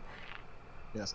Actually, I just sort of an out of game aside, I really liked. I found these critters in an old school book, the vampire things, in an old school book called The Veins of the Earth. And the reason they were armor class 18 is because it said their skin was like the equivalent of plate mail. Ah. And yeah, I mean they're just like super cool, and you know, y'all got quite a bit of resources out of them. But the weird thing is, if you start breaking the stone they're in, because they were built for an Underdark campaign, if you start breaking the stone they're in, then the GM rolls for the first one you encounter 1d4, and if it gets a 4, then they roll a 1d6, and if it gets a 6, they roll a 1d8, and so forth until you stop getting maximum stuff. So you could unleash literally hundreds of these Oh. Oh, at a time. So I mean that's where it's pretty brutal. And y'all managed to defeat 9 of them, so congrats. Well, technically we defeated 2 and just made the others run away. Well, no, the way I count it, and I do like kind of the old school thing, if you manage to sneak past, negotiate with, or otherwise drive monsters away, then you have defeated them. Ah. So yeah, killing is not the only thing.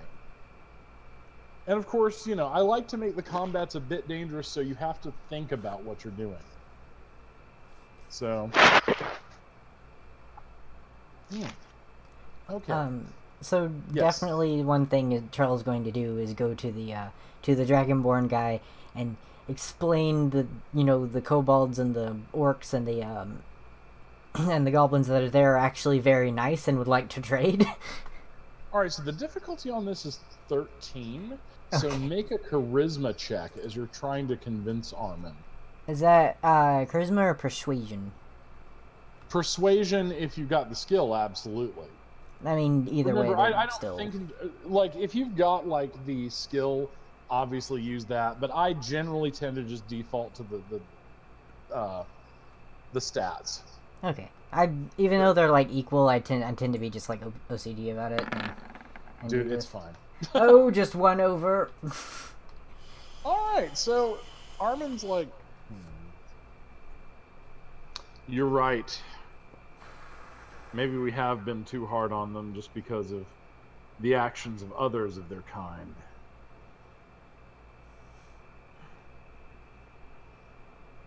All right, I'll send emissaries to trade with them. Joe looks very happy about this. Oh yeah, by the way, I'm sure has the hour been up for that boy that turned into a sheep last game? Mm-hmm. I think Varg would like to go talk to him. Yes. Okay. Yeah, you're in the prison with him. He's sitting in a full lotus position meditating. Varg just walks up and, taps on the bars with a knuckle as if like he's knocking. Yes. Why? Because I serve my order. What exactly is your order? Ruin kids' lives? Order? Kids' lives order. How do Mommy you and Daddy ruin didn't love kids' you. lives? Mommy and Daddy were monsters. The order took me on, gave me purpose. I see. And does it bother you that you're probably gonna rot in here when you're 15 and you probably have your whole life ahead of you?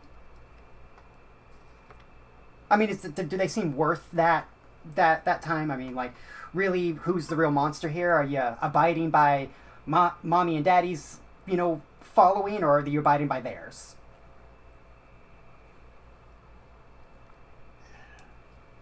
My friend, you seem kind.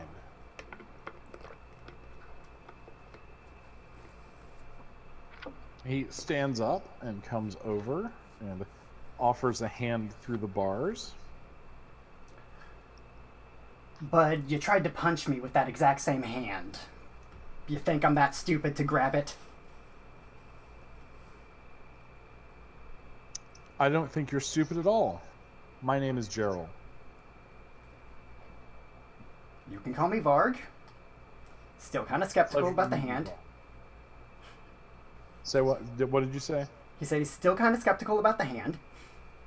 He withdraws the hand and simply nods curtly. He pulls a stool from the corner up to the bars and is like, "So what would you like to discuss, Master Varg?" Well, for one, what's this order supposed to do? What is the why? I want to know the whys of why being part of this order. The Order of the Scarlet Brotherhood is dedicated to reaching the highest levels of potential.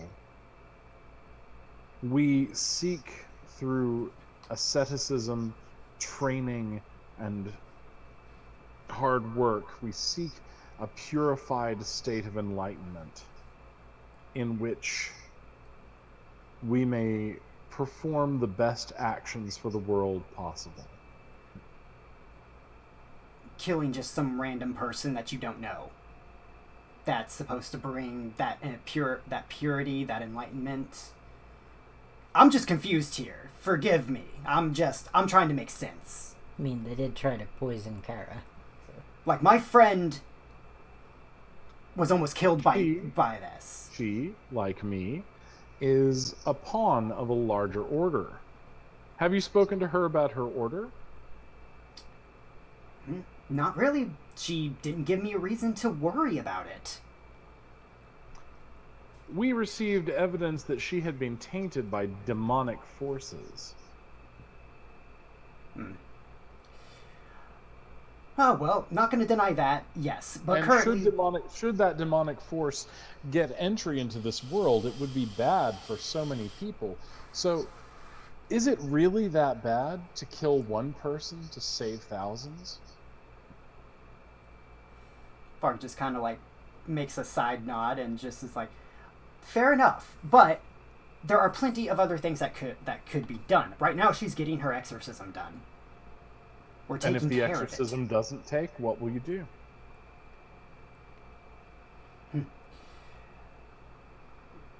Well, everything I always do, I'll just make it up as I go. I like you, Varg. I appreciate talking with you. I'm sorry that I struck you. Like I said, I'm fluffier than you think. Indeed. No, basically, what I want for this world is for it not to be like the North. Verbabonk, Selene, these kingdoms are good and they're untouched by the wars in the North. Do you know what's going on up there? I'm from the Feywild. I just got here myself. There is a demigod named Eos the Evil, and he has summoned forth an army of demons, the likes of which this world has never seen. And the Knights of Holy Shielding fight them. But sometimes the Knights of Holy Shielding, sometimes the good men, don't have what it takes to do what is necessary. And you do. We of the Scarlet Brotherhood work to preserve the southern lands from the taint of demons. Okay. Well...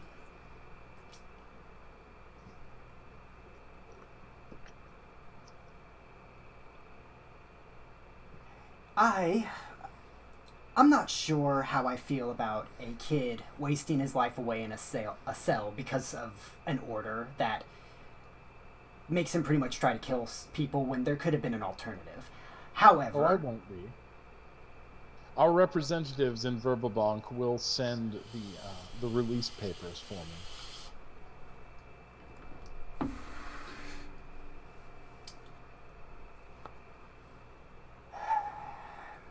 I just don't know if I trust that order of yours. I mean, then again, my first impression of it is not that good. Appearances are seldom what they seem. You travel with a giant crocodile. And he's the most cuddliest thing you're ever gonna meet. But you Surprisingly. wouldn't know that by his appearance. Not exactly, no. No, we of the Brotherhood, we understand that nature must have its way, and we respect your queen in Selene. We respect Queen Yolande, and want nothing more than to help her preserve her borders and keep elfkind from dying in the wars of humanity. We don't want the wars of humanity coming to Verbabank and Selene. I'm sure you understand. Well, trying to, but still kind of a little unnerved about my friend there, but I want to see if I can cut you a deal. I'm listening. If you can refrain from trying to kill anyone in my party, again, if you are that useful and know how to deal with this problem, then maybe your order could be of some use to us. If not just you. I cannot speak for the Order, but I will say this, and I will say this very clearly, Varg, that I can't promise that I won't ever attack members of your party. If it becomes necessary, we will do what is necessary. Your friend, the elf, the wood elf with the wolf legs. Trell. Trell, isn't it? Yes. Absolutely. He knows what I'm talking about. He's killed humans to preserve the forests before. He fights with unending zeal. And he will do what is necessary. I have the utmost respect for him. Varg, you on the other hand are almost childlike in your naivete. I don't mean this as an insult, but I do mean to say that you need to realize the stakes that we're fighting for here. You want me to see that this whole thing is bigger than me. Yes. Because it is. Oh, I don't deny that. Balance of nature, it's a mandatory and necessary evil. I'll do what I have to when the time comes. Mm-hmm. But if you're really going to be out of here... If my intelligence is correct, and your friend, Kara, she wasn't just infected by a demon.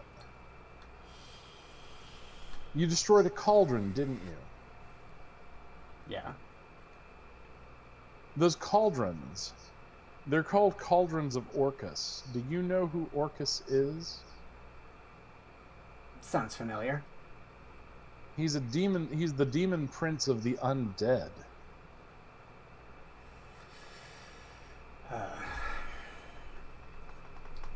Okay. Imagine if his undead armies were to boil forth from the abyss here into this land.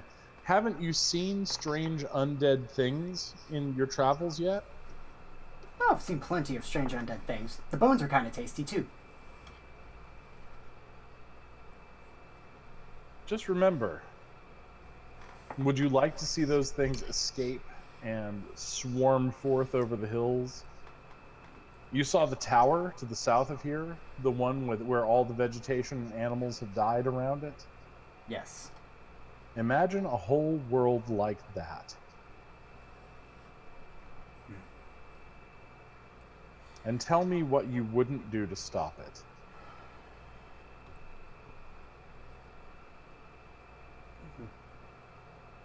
Okay.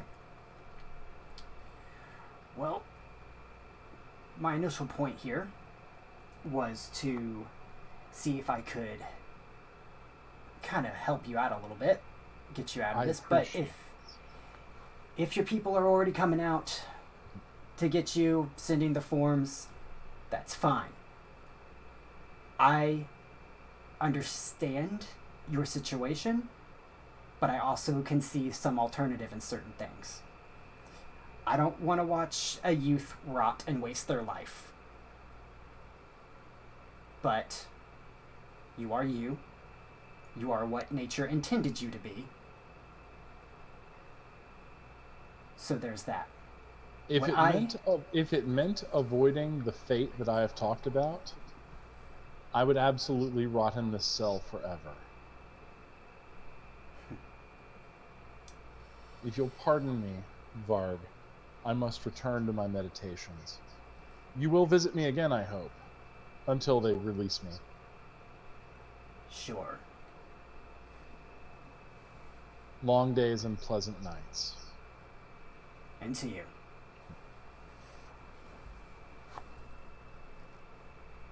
Okay. First of all, I love that scene.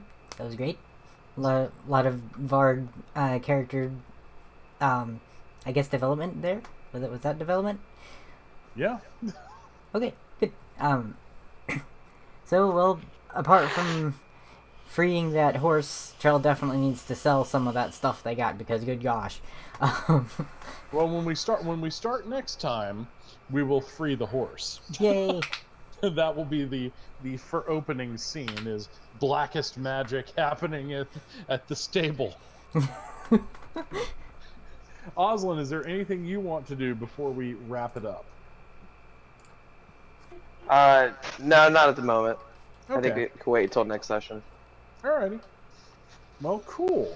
I hope everyone had fun, and I really got to enjoy role-playing we're not your stereotypical orcs and kobolds and whatnot. Oh yeah, that was really surprising. I love that. Well, I figure, Gary Gygax, he labored under the Tolkien assumption that, they're evil, kill their asses. But I personally like meditating on the idea of, what if we're not heroes? What if we're just a random band of racially motivated thugs?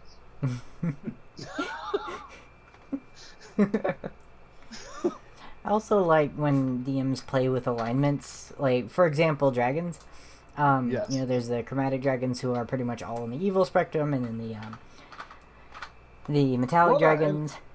Well, actually, right there was a great example. Is the boy Gerald that is talking with Varg? Gerald is lawful evil. Oh, really? He's lawful good or neutral to me. A lawful evil person.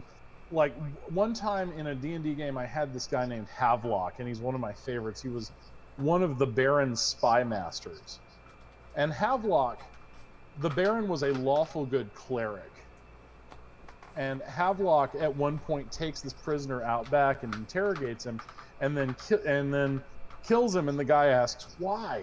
And he says, because I'm doing what my friend will not. So that's the thing, is like, sometimes you can do bad things for a good reason, and I like exploring that idea. That is true. While you are the hero of your own story, you're always going to be the antagonist to someone else's. Exactly, and that's why the humanoids were like, they're like, holy crap, halflings do eat flesh. Oh my god! And of course, that's also my nod to the Dark Sun world, which is like the super desert post-apocalypse D&D world. where like the halflings were all like weird little cannibals that just like dove out and like tried to kill you. I thought it was Yeah, hilarious. a bunch of They were, Smeagol's. And elves were like 10 feet tall and could run faster than horses.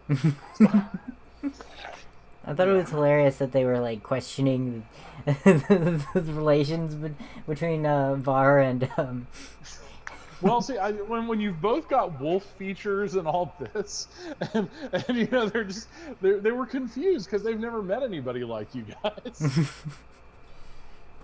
Man. All right, thank you all so much. I really enjoyed playing this one tonight. Thank you so much. Yeah, this I was really love good. this. And It's if too there's bad anything two of us else couldn't you'd make like, it. oh, I know. But if there's any, however, you know, Josh and I are, I'm in the middle of at some point. I'm going to discuss with him, like if you has everybody here played Skyrim? Yes. You know that quest where I think it's Sam Guinevere gets you out and you drink and you don't know what the hell you did. I remember that.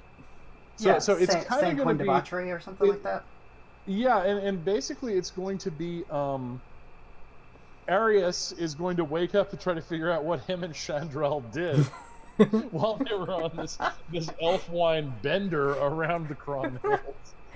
I found it hilarious that in that, like, but the funniest part to me was that, well, apart from like stealing a goat from a giant or something, was that you married a hag raven. Yes. I found that so hilarious because that's the first time you actually talked to a hag raven. Also, and then she's talking about another hag raven that was a hussy. Which I love that. I'm just trying to play around with because Varg's a interesting character for me, and he's just really impulsive and just straightforward.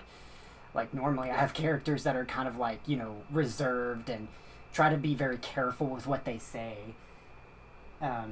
Really my intentions were gonna try to see what was going on with this kid, and if we couldn't like try to get him to like for some reason like join the group or something as like just an NPC that follows us around and kind of cause a problem with like Kara just being like, he tried to kill me, and like just Varg just being like, and he's trying to redeem himself, give him a chance.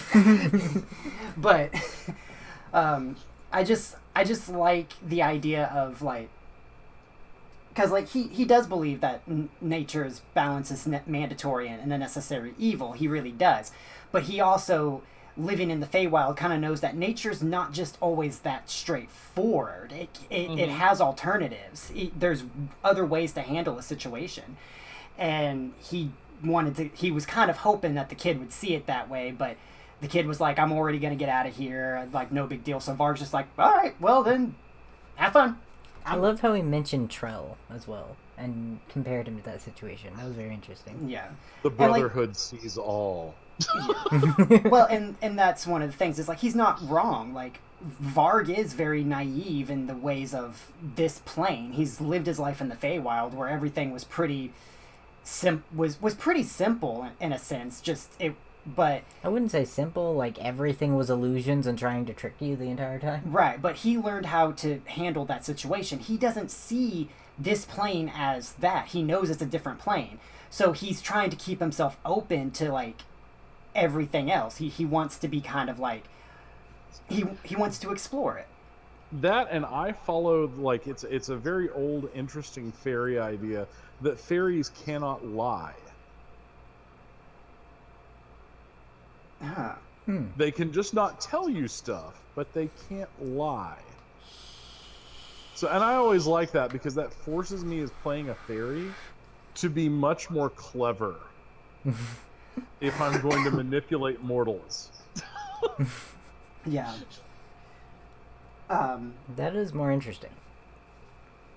But yeah, it was really interesting. I have this weird obsession with having bad guys join the good guys for like even for just a couple of seasons. Like I absolutely hate Supernatural. I do not like the show. I just don't like it. But what little few episodes I've seen, my favorite ones always had to do with the Demon King.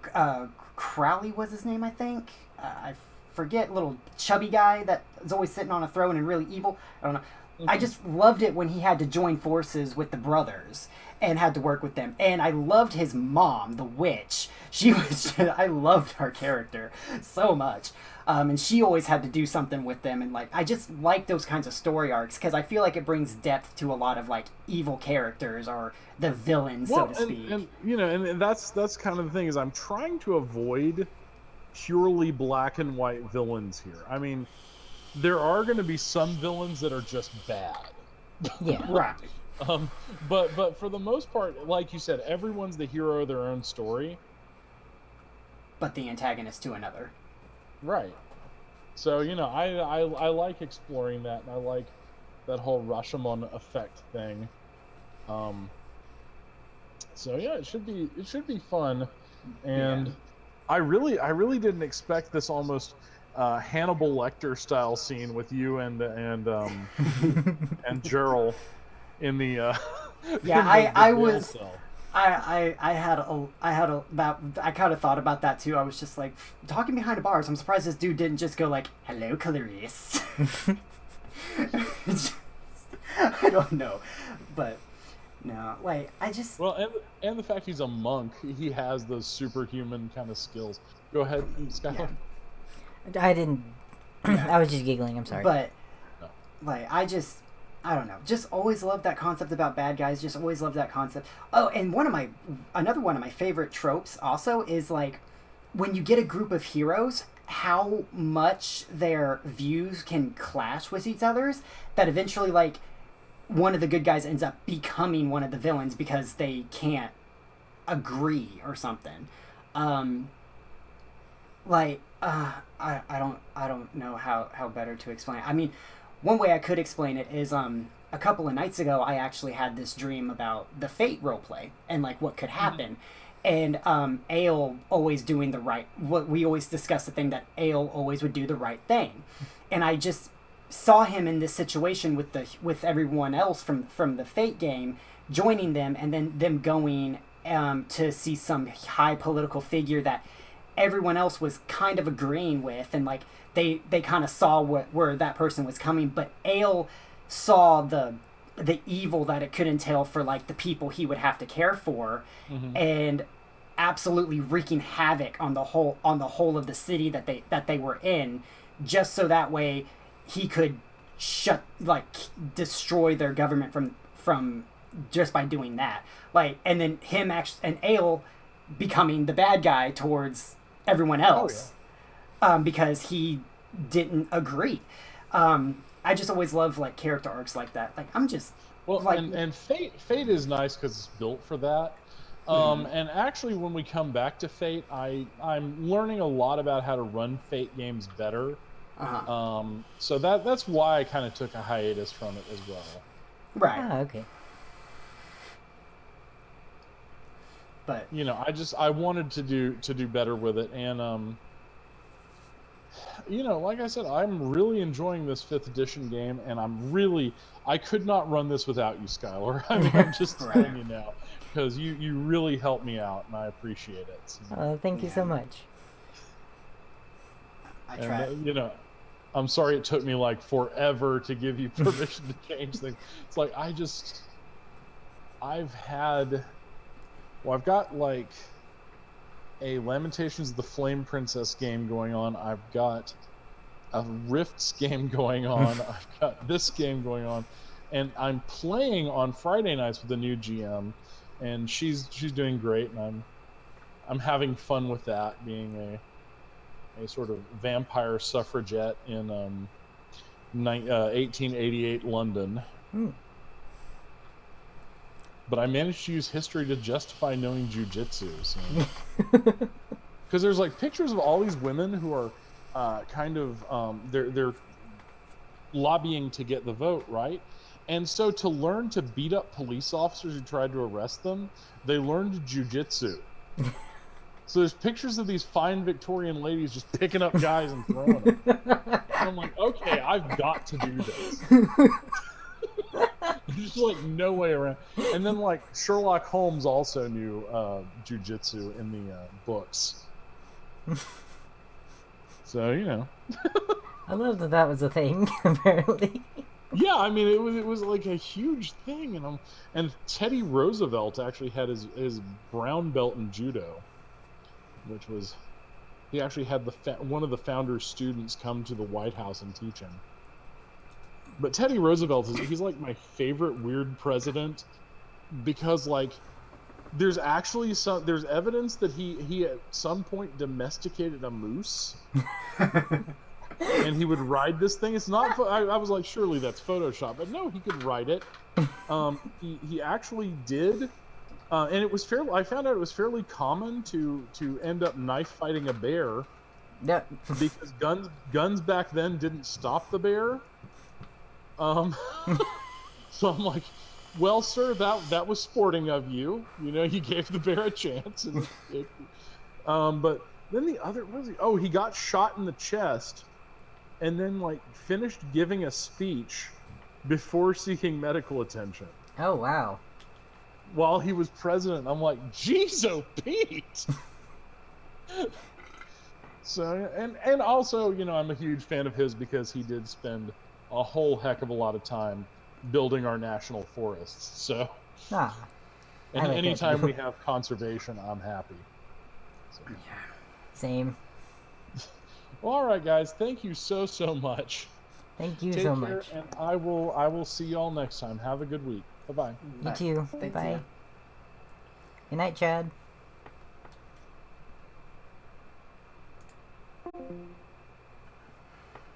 I think Chad just flat out is gone. I think so too.